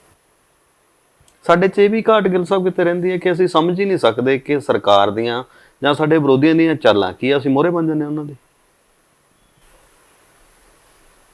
ਮਤਲਬ ਕਿ ਇਹ ਕਹਿ ਸਕਦੇ ਹਾਂ ਕਿ ਇੱਕ ਤਾਂ ਨਾ ਲੇਟਲੀ ਨਿੱਜਵਾਦ ਦੀ ਭੁੱਖ ਬਹੁਤ ਆ। ਉਹ ਹਰ ਕੋਈ ਚਾਹੁੰਦਾ, ਉਦੋਂ ਸੰਤਾਂ ਦਾ ਜ਼ੋਰ ਸੀਗਾ ਤਾਂ ਹਰ ਕੋਈ ਸੰਤਾਂ ਨੂੰ ਮੱਥਾ ਟੇਕਦਾ ਸੀ, ਪਰ ਕੋਈ ਡੇਅਰ ਨਹੀਂ ਸੀ ਕਰਦਾ ਕਿ ਜੋ ਅਸੀਂ ਬਾਅਦ ਸਟੱਡੀ ਕੀਤਾ ਕਿ ਆਪਾਂ ਨੂੰ ਕਿਸ ਤਰ੍ਹਾਂ ਜਿਹੜੀ ਆਪਣੀ ਪੋਲਿਟਿਕਸ ਆ ਚਲਾਉਣੀ ਚਾਹੀਦੀ ਆ। ਅਕਾਲੀ ਸੰਤਾਂ ਨੂੰ ਮਤਲਬ ਕਿ ਚੈੱਕਮੇਟ ਕਰਦੇ ਰਹੇ, ਸੰਤ ਉਹਨਾਂ ਨੂੰ ਕਰਦੇ ਰਹੇ। ਉਹਦੇ 'ਚ ਕਿਹਦਾ ਨੁਕਸਾਨ ਹੋਇਆ? ਸਿੱਖ ਮਰੇ, ਕਿਉਂਕਿ ਯੂਥ ਇੰਨੀ ਗੱਲ ਨਹੀਂ ਸੀ ਸਮਝ ਸਕਦਾ। ਉਸ ਤੋਂ ਬਾਅਦ ਵੀ ਜਦੋਂ ਵੇਵਰਡ ਹੋ ਗਈ movement, it became totally violent, ਜਿਹਦਾ ਕੋਈ ਕੰਟਰੋਲ ਹੀ ਨਹੀਂ ਸੀ ਕਿਸੇ ਦਾ। ਹਾਂ, ਬਿਆਨ ਵੱਡੇ ਆਉਂਦੇ ਸੀ ਵੀ ਅਸੀਂ ਜੀ ਰਾਜ ਬਣਾ ਲਿਆ, ਅਸੀਂ ਹੁਣ ਸਰਬੱਤ ਖਾਲਸਾ ਕਰ ਲਿਆ, ਅਸੀਂ ਹੁਣ ਆਹ ਕਰ ਲਿਆ, ਅਸੀਂ ਜਥੇਦਾਰ ਲਾਤੇ, ਇੱਕ ਤੋਂ ਫਿਰ ਕਈ ਜਥੇਦਾਰ ਬਣ ਗਏ, ਹੈ ਨਾ। ਜਿਵੇਂ ਇਹਨਾਂ ਨੇ ਹੁਣ ਚੱਬੇ ਵਾਲੀ ਗੱਲ ਕੀਤਾ ਕਿ ਮੰਡ ਹੋਣੀ ਬਣਾਤੇ। ਤੁਸੀਂ ਮੰਡ ਹੋਣਾ ਨਾਲ ਕਦੀ ਗੱਲ ਤਾਂ ਕਰਕੇ ਦੇਖੋ, ਤੇ ਉਹ ਹੁਕਮਨਾਮਾ ਜਾਰੀ ਕਰਨਾ ਚਾਹੁੰਦੇ ਨੇ। ਇਹੀ ਚੀਜ਼ ਇਟ ਕੀਪਸ ਔਨ ਰਿਪੀਟਿੰਗ। ਨਾ ਤਾਂ ਅਕਾਲੀ ਪੋਲਿਟਿਕਸ ਆ, ਹੁਣ ਤੁਸੀਂ ਦੇਖ ਲਓ, they have no vision. Just ਇਹ ਕਰ ਰਹੇ ਹੈਗੇ ਆ ਕਿ ਜੇ ਦੂਜੀਆਂ ਪਾਰਟੀਆਂ 300 ਰੁਪਇਆ ਦੇਣੀਆਂ ਤਾਂ ਅਸੀਂ ਵੀ ਦੇਵਾਂਗੇ। ਪੋਲੀਟੀਕਲ ਚੈਰਿਟੀਜ਼ ਨੇ। ਸਹੀ ਗੱਲ। ਦਿਸ ਇਜ਼ ਮਤਲਬ ਕਿ ਜਿਹੜੀ ਟਰਮ ਵੋਕੈਬਲਰੀ ਦੀ ਹੈ, ਪੋਲੀਟੀਕਲ ਚੈਰਿਟੀਜ਼ ਆ। ਦੇ ਡੋਂਟ ਹੈਵ ਪੋਲੀਟੀਕਲ ਵਿਜ਼ਨ ਕਿ ਅਸੀਂ ਪੰਜਾਬ ਦੀ ਇਨਕਮ ਕਿਵੇਂ ਵਧਾਉਣੀ। ਇਹੀ ਚੀਜ਼ ਨੇ ਆਪਾਂ ਨੂੰ 84 'ਚ ਵੱਡੀ ਮਾਰ ਪਾਈ। ਧਰਮ ਯੁੱਧ ਮੋਰਚਾ ਲਾ ਲਿਆ, ਫਿਰ ਵਿੱਚੇ ਛੱਡਣਾ ਚਾਹਿਆ, ਅੱਜ ਪਤਾ ਹੀ ਨਹੀਂ ਕਿੱਥੇ ਗਿਆ। ਜਦੋਂ ਤੁਸੀਂ ਅੰਡਰਗਰਾਉਂਡ ਹੋਏ ਫਿਰ ਕਿਹੜੀ ਜਥੇਬੰਦੀ ਨਾਲ ਰਲੇ? ਸਾਡੇ ਵੇਲੇ ਕੋਈ ਜਥੇਬੰਦੀ ਨਹੀਂ ਸੀ ਨਾ। ਮੈਂ ਕਦੀ ਜਿੰਨਾ ਚਿਰ ਰਿਹਾ, ਗੱਲਾਂ ਜ਼ਰੂਰ ਹੁੰਦੀਆਂ ਰਹੀਆਂ ਵੀ ਜਥੇਬੰਦੀ ਬਣਾ ਲਈਏ, ਜਥੇਬੰਦੀ। ਅਸੀਂ ਮਤਲਬ ਕਿ ਐਡਾਮੈਂਟਲੀ ਕਿਹਾ ਸੀ ਵੀ ਇਸ ਚੀਜ਼ ਦੀ ਲੋੜ ਨਹੀਂ। ਸਿੱਖ ਸਟੂਡੈਂਟ ਫੈਡਰੇਸ਼ਨ ਚੱਲਣ ਦਿਓ, ਜੋ ਮੈਂ ਚੱਲਦੀ ਆ ਉਹ ਕਰਨ ਦੇ, ਉਹ ਬਾਅਦ 'ਚ ਉਹਦੇ ਵੱਲ ਆਪਾਂ ਨੂੰ ਦੇਖਾਂਗੇ। ਪਹਿਲੇ ਆਪਾਂ ਮੋਰੇਲ ਚੱਕੀਏ, ਕਿਉਂਕਿ ਜਿੰਨੇ ਵੀ ਕਤਲ ਸਾਡੇ 'ਤੇ ਲੱਗੇ ਆ ਜਾਂ ਕਿਵੇਂ ਆ, ਉੱਥੇ ਕਿਤੇ ਵੀ ਕਿਸੇ ਨੇ ਜ਼ਿੰਮੇਵਾਰੀ ਨਹੀਂ ਲਈ, ਨਾ ਕਿਸੇ ਨੂੰ ਲੈਣ ਦਿੱਤੀ। ਬੱਬਰ ਖਾਲਸਾ ਉਦੋਂ ਸੀਗੀ, ਪਰ ਸਾਡਾ ਸੱਚ ਕੋਈ ਐਫੀਲੀਏਸ਼ਨ ਨਹੀਂ ਸੀ। ਬਾਕੀ ਸੋਨੂੰ ਕੰਟਰੋਲ ਕੌਣ ਕਰਦੇ ਸੀ ਫਿਰ ਉਹਨਾਂ ਵੇਲੇ 'ਚ? ਕੋਈ ਗਾਹ ਨਹੀਂ ਤਾਂ ਉਹ ਕੋਈ ਢਾਂਚਾ, ਕੋਈ ਸਿਸਟਮ ਵੀ ਆਪਾਂ ਆਹ ਕੰਮ ਕਰਨਾ, ਆਹ ਐਕਸ਼ਨ ਲੈਣਾ? ਅਸੀਂ ਤਾਂ ਯਾਰ 11 ਦੋਸਤਾਂ ਦੀ ਟੋਲੀ ਸੀ। ਕੁਛ ਤਾਂ ਬਚਪਨ ਦੇ ਆੜੀ ਸੀ, ਕੁਛ ਸਾਡੇ ਨਾਲ 2-3 ਬਾਅਦ 'ਚ ਮਿਲੇ, 5-7 ਜਣੇ ਸੀਗੇ ਸਾਰੇ ਜੀ। ਤੇ ਅਸੀਂ ਬਹਿ ਕੇ ਸਲਾਹ ਕਰ ਲਈ ਵੀ ਆਪਾਂ ਫਿਰ ਦਿੱਲੀ ਦਾ ਜਵਾਬ ਦੇਣਾ, ਤੇ ਆਪਾਂ ਜੋ ਦਰਬਾਰ ਸਾਹਿਬ 'ਤੇ ਅਟੈਕ ਹੋਇਆ ਉਹਦਾ ਜਵਾਬ ਦੇਣਾ। ਉਹ ਰੱਬ ਨੇ ਸੁਣ ਵੀ ਲਈ। ਕੋਸ਼ਿਸ਼ ਇਹੀ ਸੀ ਵੀ ਕਿਸੇ ਹੋਰ ਦਾ ਨੁਕਸਾਨ ਨਾ ਹੋਵੇ। ਉਹ ਕਾਫੀ ਹੱਦ ਤੱਕ ਕਾਮਯਾਬ ਵੀ ਰਹੇ। ਕੁਛ ਮਤਲਬ ਕਿ ਅਨਫੋਰਚੂਨੇਟਲੀ ਇਨਸੀਡੈਂਟ ਹੋਏ ਆ, ਜਿਵੇਂ ਗੀਤਾਂਜਲੀ ਮਾਕਨ ਦਾ ਹੋਇਆ। ਪਰ ਵੈਦਿਆ ਦੀ ਘਰ ਵਾਲੀ ਸੀਗੀ ਜਾਂ ਅਰਜਨ ਦਾਸ ਵੇਲੇ ਸੀਗੇ ਬੰਦੇ, ਤਾਂ ਨੋਬਡੀ ਐਲਸ ਵਾਸ ਹਰਟ। ਇੱਕ ਪਾਸੇ ਸੁੱਖਾ ਜਿੰਦਾ ਵਾਲਾ ਮਾਮਲਾ ਸੀ, ਇੱਕ ਪਾਸੇ ਤੁਹਾਡੇ ਵਾਲਾ ਇਹ ਸੀਗਾ ਮਾਕਣ ਕੇਸ। ਤੇ ਇਹਦੇ ਚ ਇਹ ਪਲਾਨਿੰਗ ਫਿਰ ਕਿਵੇਂ ਦਿਮਾਗ ਚ ਆਈ ਕਿ ਮਾਕਣ ਨੂੰ ਮਾਰਨਾ ਜਾਂ ਕੀ ਹੈ ਉਹ? ਨਹੀਂ, ਕੋਈ ਐ ਪਲੈਨਿੰਗ ਪਲੂਨਿੰਗ ਵਾਲੀ ਗੱਲ ਨਹੀਂ ਸੀ। ਮਤਲਬ ਕਿ ਸਾਨੂੰ ਟਿਕਾਣਿਆਂ ਦਾ ਪਤਾ ਸੀ ਸਾਰਿਆਂ ਦਾ, ਉਹ ਅਸੀਂ ਪਤਾ ਕਰ ਲਏ ਸੀ, ਜਾਂ ਸਾਨੂੰ ਅੰਦਰੋਂ ਦੱਸਿਆ ਗਿਆ ਸੀ। ਮਤਲਬ ਕਿ ਉਦੋਂ ਸਾਰੇ ਸਿੱਖ ਹੀ ਹਰਟ ਸੀਗੇ, ਕਾਂਗਰਸ ਦੇ ਸਿੱਖ ਵੀ ਹਰਟ ਸੀਗੇ। ਉਹਦੇ 'ਚ ਦੇਖਿਆ ਸੀ ਵੀ ਕਿਹੜਾ ਬੰਦਾ ਜ਼ਿਆਦਾ ਇੰਪੋਰਟੈਂਟ ਆ। ਨਾ ਤਾਂ ਦੂਜਿਆਂ ਦੇ ਆਉਂਦੇ, ਪਰ ਐਸ ਸੱਚ ਲਲਿਤ ਮਾਕਨ ਵਾਜ਼ ਨੰਬਰ 1। ਉਹਦਾ ਕੀ ਰੋਲ ਸੀਗਾ ਜੀ ਉਸ ਵਕਤ ਤੁਹਾਡੇ ਮੁਤਾਬਕ? ਉਹਨੇ ਸਾਊਥ ਦਿੱਲੀ 'ਚ ਜਿੱਦੇ ਹੋਏ ਹੈਗੇ ਆ ਵਾਇਲੈਂਸ ਹੋਈ, ਹੀ ਵਾਜ਼ ਦਾ ਮਾਸਟਰਮਾਈਂਡ। ਓਕੇ। ਇਹਨਾਂ ਨੇ ਏਰੀਆਸ ਵੰਡਤੇ ਸੀ ਨਾ ਕਾਂਗਰਸ ਨੇ, ਵੀ ਸੱਜਣ ਕੁਮਾਰ ਐਸ ਏਰੀਆ ਦਾ, ਜਿੱਥੋਂ ਐਮਪੀ ਸੀਗਾ। ਭਗਤ ਜਿਹੜਾ ਈਸਟ ਸੀਗਾ ਦਿੱਲੀ ਦਾ, ਉਹ ਸੀਗਾ। ਸੈਂਟਰਲ ਦਿੱਲੀ ਦੇ ਧਰਮਦਾਸ ਸ਼ਾਸਤਰੀ, ਜਗਦੀਸ਼ ਟਾਈਟਲਰ, ਇਹ 5 ਜਣੇ ਸੀ ਜਿਹੜੇ ਮਤਲਬ ਕਿ ਪ੍ਰਮੁੱਖ ਬੰਦੇ ਸੀਗੇ। ਉਹਦੇ 'ਚ 2 ਮਰੇ ਆ, ਬਾਕੀ ਫਿਰ ਉਦੋਂ ਤਾਂ ਇੰਨਾ ਸਾਡੇ ਕੋਲ ਵੀ ਟਾਈਮ ਨਹੀਂ ਸੀ। ਮਾਕਨ ਦੇ ਨਾਲ 3 ਮਰਡਰ ਹੋਏ ਸੀ? 2 ਮਰਡਰ ਸੀ, ਇੱਕ ਗੀਤਾਂਜਲੀ ਵਾਲੀ, ਇੱਕ ਕੋਈ ਬਾਈਸਟੈਂਡਰ ਹੋਇਆ ਸੀ। ਇੱਕੋ? ਹਾਂ, 3 ਜਣੇ, 3 ਹੋ ਗਏ। ਉਹ ਮਰਡਰ ਹੋ ਗਿਆ, ਉਹਦੇ ਚ ਤੁਸੀਂ 4 ਹੋਏ ਸੀਗੇ, 2 ਜਣੇ, ਤੁਸੀਂ ਤੇ ਸੁਖਦੇਵ? ਮੈਂ ਸੀਗਾ, ਸੁਖਦੇਵ ਸੀ, ਤੇ ਇੱਕ ਸੁਖਵਿੰਦਰ ਸ਼ਰਮਾ, ਤੇ ਇੱਕ ਹਰਜਿੰਦਰ ਜਿੰਦੇ ਦਾ ਵੀ ਨਾਮ ਸੀ। ਜਿੰਦੇ ਹੋਰੇ ਤਾਂ ਫਿਰ ਉਧਰ ਅਰੈਸਟ ਹੋ ਗਏ? ਉਹ ਤਾਂ ਬਹੁਤ ਬਾਅਦ ਅਰੈਸਟ। ਇਹ ਜਿਹੜਾ ਐਕਸ਼ਨ ਹੋ ਜਾਂਦਾ ਹੈ, ਉਦੋਂ ਬਾਅਦ ਫਿਰ ਤੁਸੀਂ? ਉਸ ਤੋਂ ਬਾਅਦ ਫਿਰ ਮਹੀਨੇ ਕੇ ਬਾਅਦ ਅਰਜਨ ਦਾਸ ਮਰਦਾ, ਉਹ ਵੀ ਮੇਨ ਬੰਦਾ ਸੀਗਾ। ਉਹਦੇ 'ਚ ਤੁਸੀਂ ਇਨਵੋਲਵ ਸੀ? ਇਨਵੋਲਵ ਇਹ ਨਹੀਂ ਹੈਗਾ ਸੁਖਨੈਬ ਕਿ ਮੈਂ ਕਿਸੇ ਨੂੰ ਗੋਲੀ ਮਾਰੀ ਹੈ ਜਾਂ ਨਹੀਂ ਮਾਰੀ, ਪਰ ਆਈ ਵਾਜ਼ ਪਾਰਟ ਆਫ ਦੈਟ। ਮਤਲਬ ਕਿ ਅਸੀਂ, ਇੱਕ ਸਾਡੀ ਸਾਂਝ ਸੀ ਵੀ ਆਹ ਕੰਮ ਕਰਦੇ। ਮਤਲਬ ਕਿ ਹੁਣ ਐਂ ਤਾਂ ਜੇ ਤੁਸੀਂ ਲਾ ਲਓ, ਈਵਨ ਕੋਰਟ ਦੇ ਲਾ ਲਓ, US ਦੇ ਵਿੱਚ ਤਾਂ ਮੇਰੇ 'ਤੇ ਕੋਈ ਦਾਗ ਵੀ ਨਹੀਂ ਆਇਆ ਕਿ ਮੈਂ ਇਹਦੇ 'ਚ ਇਨਵੋਲਵਡ ਹਾਂ। ਇੱਥੇ ਆ ਕੇ ਇਹਨਾਂ ਨੇ ਮੈਨੂੰ ਗਿਲਟੀ ਕਰਤਾ। ਸੋ 302 307 ਮੈਂ ਰਾਤ ਵੀ ਚੈੱਕ ਕਰ ਰਿਹਾ ਸੀ ਤੁਹਾਡੇ ਤੇ ਸਾਰੀਆਂ। ਇਹਨਾਂ ਨੇ ਸਾਰਾ ਕਰਤਾ, ਜਦ ਕਿ 307 ਵਾਲਾ ਜਿਹੜਾ ਬੰਦਾ ਸੀਗਾ, ਉਹਨੇ ਆ ਕੇ ਕੋਰਟ 'ਚ ਗਵਾਹੀ ਦਿੱਤੀ ਸੀਗੀ ਕਿ ਮੈਂ ਨਹੀਂ ਇਹ ਬੰਦੇ ਨੂੰ ਜਾਣਦਾ, ਤੇ I have been convicted for that. ਫਿਰ ਉਸ ਤੋਂ ਬਾਅਦ ਫਿਰ ਅਸੀਂ ਟੋਟਲ ਕਿੰਨੀਆਂ ਕੁ ਵੱਡੀਆਂ ਘਟਨਾਵਾਂ ਸੀ ਜਿਹੜੀਆਂ ਉਸ ਵਕਤ ਦੀਆਂ ਤੁਹਾਡਾ ਨਾਮ ਚੱਲਦਾ ਸੀ ਉਹਨਾਂ ਦੇ ਵਿੱਚ, ਜਾਂ ਇਨਵੋਲਵ ਰਹੇ ਤੁਸੀਂ? ਦਿੱਲੀ ਵਾਲੇ ਸੀ, ਤੇ ਫਿਰ ਉਸ ਤੋਂ ਬਾਅਦ ਜਨਰਲ ਵੈਦਿਆ 'ਚ ਆਇਆ। ਪਰ ਜਨਰਲ ਵੈਦਿਆ ਦੇ ਮਰਨ ਤੋਂ ਪਹਿਲੇ ਮੈਂ ਅਮਰੀਕਾ ਚਲਾ ਗਿਆ ਸੀ। ਅਸੀਂ ਪੂਨੇ ਜਾ ਕੇ ਸੈਟਅਪ ਕਰਕੇ ਸਾਰਾ ਜਦੋਂ ਹੋ ਗਿਆ, ਫਿਰ ਅਸੀਂ ਫਿਰ 31 ਨੂੰ ਮੈਂ ਆਇਆ ਪੂਨੇ ਤੋਂ, 30 ਨੂੰ ਵੈਦਿਆ ਉੱਥੇ ਵਾਪਸ ਆ ਗਿਆ ਸੀਗਾ ਆਪਣੇ ਘਰੇ। ਉਹ ਪੂਨੇ ਦਾ ਸੀਗਾ। ਸੋ ਕੋਇਨਸੀਡੈਂਸ ਕਹਿ ਲਓ, ਜਾਂ ਮਤਲਬ ਕਿ ਉਹਦੀ ਕਿਸਮਤ ਸੀ, ਉਹਨੂੰ ਉੱਥੇ ਲਿਆ। ਮੇਨ ਅਕਿਊਜ਼ਡ ਉਹਦੇ ਵਿੱਚ ਸੁੱਖਾ ਤੇ ਜਿੰਦਾ ਹੀ ਸੀ? ਨਹੀਂ, ਉਹਦੇ 'ਚ ਹਾਂ, ਜਿਹੜੇ ਕਤਲ ਦੇ ਵਿੱਚ ਉਹ ਸੀਗੇ, ਬਾਕੀ ਕੌਨਸਪੀਰੇਸੀ ਸੀ ਬਾਅਦ 'ਚ। ਪਰ ਕੌਨਸਪੀਰੇਸੀ ਜਿਹੜੀ ਉਹ ਸੁਪਰੀਮ ਕੋਰਟ 'ਚ ਜਾ ਕੇ ਰੱਦ ਹੋ ਗਈ, ਉਸ ਕਰਕੇ ਫਿਰ ਸਾਡੇ 'ਤੇ ਕੋਈ ਆਂਚ ਨਹੀਂ।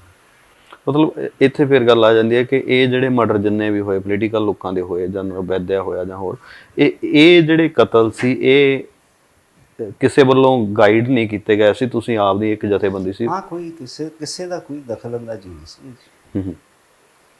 Nothing to do with it. ਜੋ ਵੀ ਕੀਤਾ ਕਰਿਆ, ਇਹ ਤਾਂ ਸਿੱਖ ਕੌਮ ਨੂੰ ਸਮਰਪਿਤ ਸੀ। ਕੋਈ ਇੱਦਾਂ ਦੀ ਖਿੱਚ ਨਹੀਂ ਸੀ, ਨਾ ਈਵਨ ਜਨਰਲ ਵੈਦਿਆ ਦਾ ਵੀ ਕੋਈ ਜ਼ਿੰਮੇਵਾਰੀ ਨਹੀਂ ਸੀ। ਹਥਿਆਰ, ਪੈਸਾ, ਕਾਫੀ ਕੁਝ ਚਾਹੀਦਾ ਹੁੰਦਾ ਇਹਨਾਂ ਚੀਜ਼ਾਂ ਦੇ ਵਾਸਤੇ, ਉਹਦਾ ਫਿਰ ਬੰਦੋਬਸਤ ਕਿਵੇਂ ਹੁੰਦਾ ਰਿਹਾ ਜੀ? ਹਥਿਆਰ ਵਗੈਰਾ ਤਾਂ ਇਹ ਸੀ ਨਾ ਵੀ ਕੁਛ ਤਾਂ ਸੰਤਾਂ ਦੇ ਪੁਰਾਣੇ ਹਥਿਆਰ ਪਏ ਸੀ ਥਾਂ ਥਾਂ 'ਤੇ, ਟਿਕਾਣਿਆਂ 'ਤੇ। ਉਹ ਸਾਨੂੰ ਲੋਕਾਂ ਨੇ ਦੱਸਤਾ, ਕਿਉਂਕਿ ਵਿਸ਼ਵਾਸ ਕਰਦੇ ਸੀ ਵੀ ਪੜ੍ਹੇ ਲਿਖੇ ਮੁੰਡੇ ਕੁਛ ਕਰਨਗੇ। ਉਹ ਅਸਲਾ ਸਾਡੇ ਕੋਲ ਸੀ ਕਾਫੀ। ਬਾਕੀ ਪਾਕਿਸਤਾਨ ਅਸੀਂ ਕਦੇ ਗਏ ਨਹੀਂ, ਸਾਨੂੰ ਬੜਾ ਜ਼ੋਰ ਵੀ ਲਾਇਆ ਸੀਗਾ ਵੀ ਪਾਕਿਸਤਾਨ ਚਲੇ ਜਾਓ, ਜੋ ਅਸੀਂ ਕਹਿੰਦੇ ਸੀ ਉਹ ਪਾਕਿਸਤਾਨ ਵਾਲੇ ਮੰਨਣ ਨੂੰ ਤਿਆਰ ਨਹੀਂ ਸੀ। ਕੀ ਸੀ ਐਂ ਤੁਹਾਡੇ ਜਾ ਕੇ ਥਾਟ?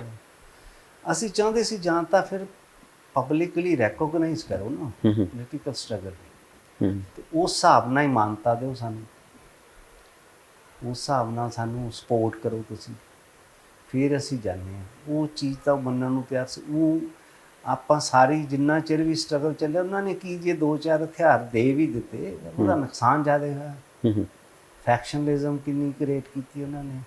ਉਹਨਾਂ ਦਾ ਐਂਗਲ ਸੀਗਾ ਕਿਊਮਨਲ, ਜਦ ਕਿ ਸਿੱਖ ਸਟਰਗਲ ਦਾ ਐਂਗਲ ਨਹੀਂ ਸੀ communal, it was basically purely a political struggle. Okay, ਇੱਥੇ ਨਹੀਂ ਡਿਫਾਈਨ ਕਰ ਸਕੇ ਮੈਨੂੰ ਲੱਗਦਾ ਸੀ ਪਬਲਿਕਲੀ ਇਸ ਚੀਜ਼ ਨੂੰ।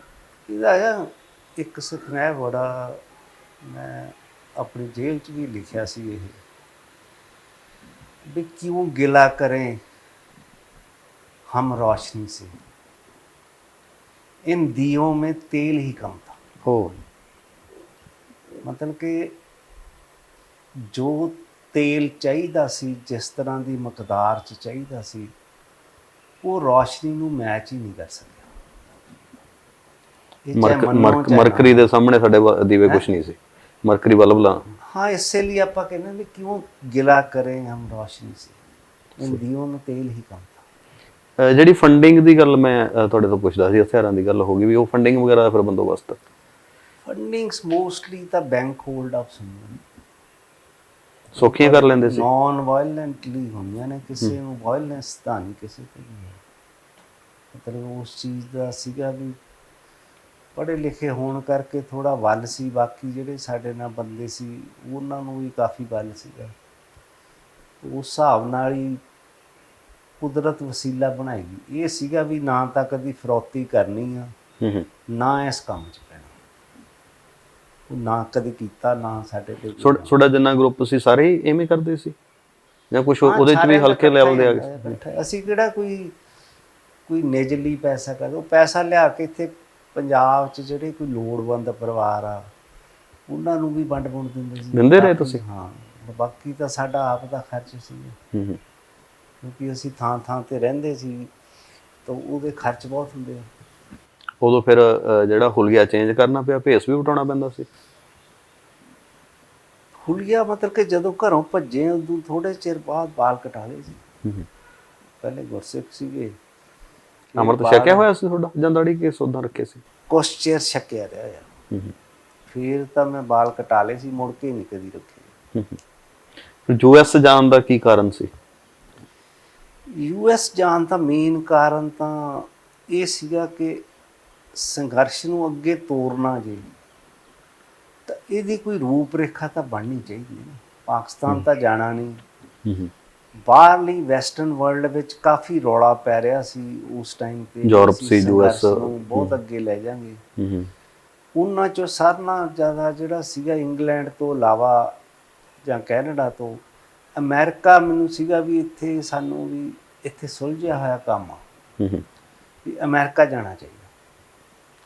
ਇਸ ਕਰਕੇ ਅਮਰੀਕਾ ਗਏ ਸੀ ਵੀ ਇੱਕ ਤਾਂ ਮੇਨ ਪਰਪਸ ਸੀਗਾ to learn the civic sense, ਕਿਉਂਕਿ ਸਾਨੂੰ ਆਪ ਨੂੰ ਵੀ ਕੋਈ ਪੋਲਿਟਿਕਸ ਦਾ ਗਿਆਨ ਨਹੀਂ ਸੀ ਵੀ ਸਿਵਿਕ ਸੈਂਸ ਕੀ ਹੁੰਦੀ, ਨਾ ਸਾਨੂੰ ਕੋਈ ਇਹ ਹਜੇ ਤੱਕ ਅੰਦਾਜ਼ਾ ਸੀਗਾ ਵੀ ਸਾਡੇ ਪਿੱਛੇ ਕਿੰਨੀ ਕੁ ਸਪੋਰਟ ਆ। ਉਹ ਜਦੋਂ ਅਮਰੀਕਾ 'ਚ ਜਾ ਕੇ ਲਰਨ ਕੀਤਾ, ਲੋਕਾਂ ਨੂੰ ਪ੍ਰੋਮੀਨੈਂਟ ਨੂੰ ਮਿਲੇ, ਤਾਂ ਉੱਥੇ ਲੱਗਿਆ ਵੀ ਇੱਥੇ ਤਾਂ ਕੁਛ ਵੀ ਨਹੀਂ, ਸਾਰੀਆਂ ਗੱਲਾਂ। ਕੋਈ ਕੰਟਰੀ ਤੁਹਾਨੂੰ ਸਪੋਰਟ ਕਰਨ ਨੂੰ ਤਿਆਰ ਨਹੀਂ, ਕੋਈ ਕੁਛ ਨਹੀਂ ਕਰਨ ਨੂੰ ਤਿਆਰ। ਫਿਰ ਇਹੀ ਸੀਗਾ ਵੀ ਜਾ ਕੇ ਲੜ ਕੇ ਮਰ ਜਾਓ, ਦੇयर ਵਾਜ਼ ਨੋ ਅਦਰ ਵੇ। ਉੱਥੇ ਰੈਸਟ ਕਿਵੇਂ ਹੋ ਗਿਆ ਫਿਰ? ਉਦੋਂ ਸੀਗਾ ਵੀ ਵਾਪਸ ਆਉਣ ਦੀ ਤਿਆਰੀ ਕਰ ਲਈ ਸੀ ਵੀ ਇੱਥੇ ਤਾਂ ਹੁਣ ਆਪਣਾ ਮਕਸਦ ਖਤਮ ਹੋ ਗਿਆ 1.5 ਸਾਲ ਬਾਅਦ। ਗਏ ਤੁਸੀਂ ਇੰਡੀਅਨ ਪਾਸਪੋਰਟ ਤੇ ਸੀ?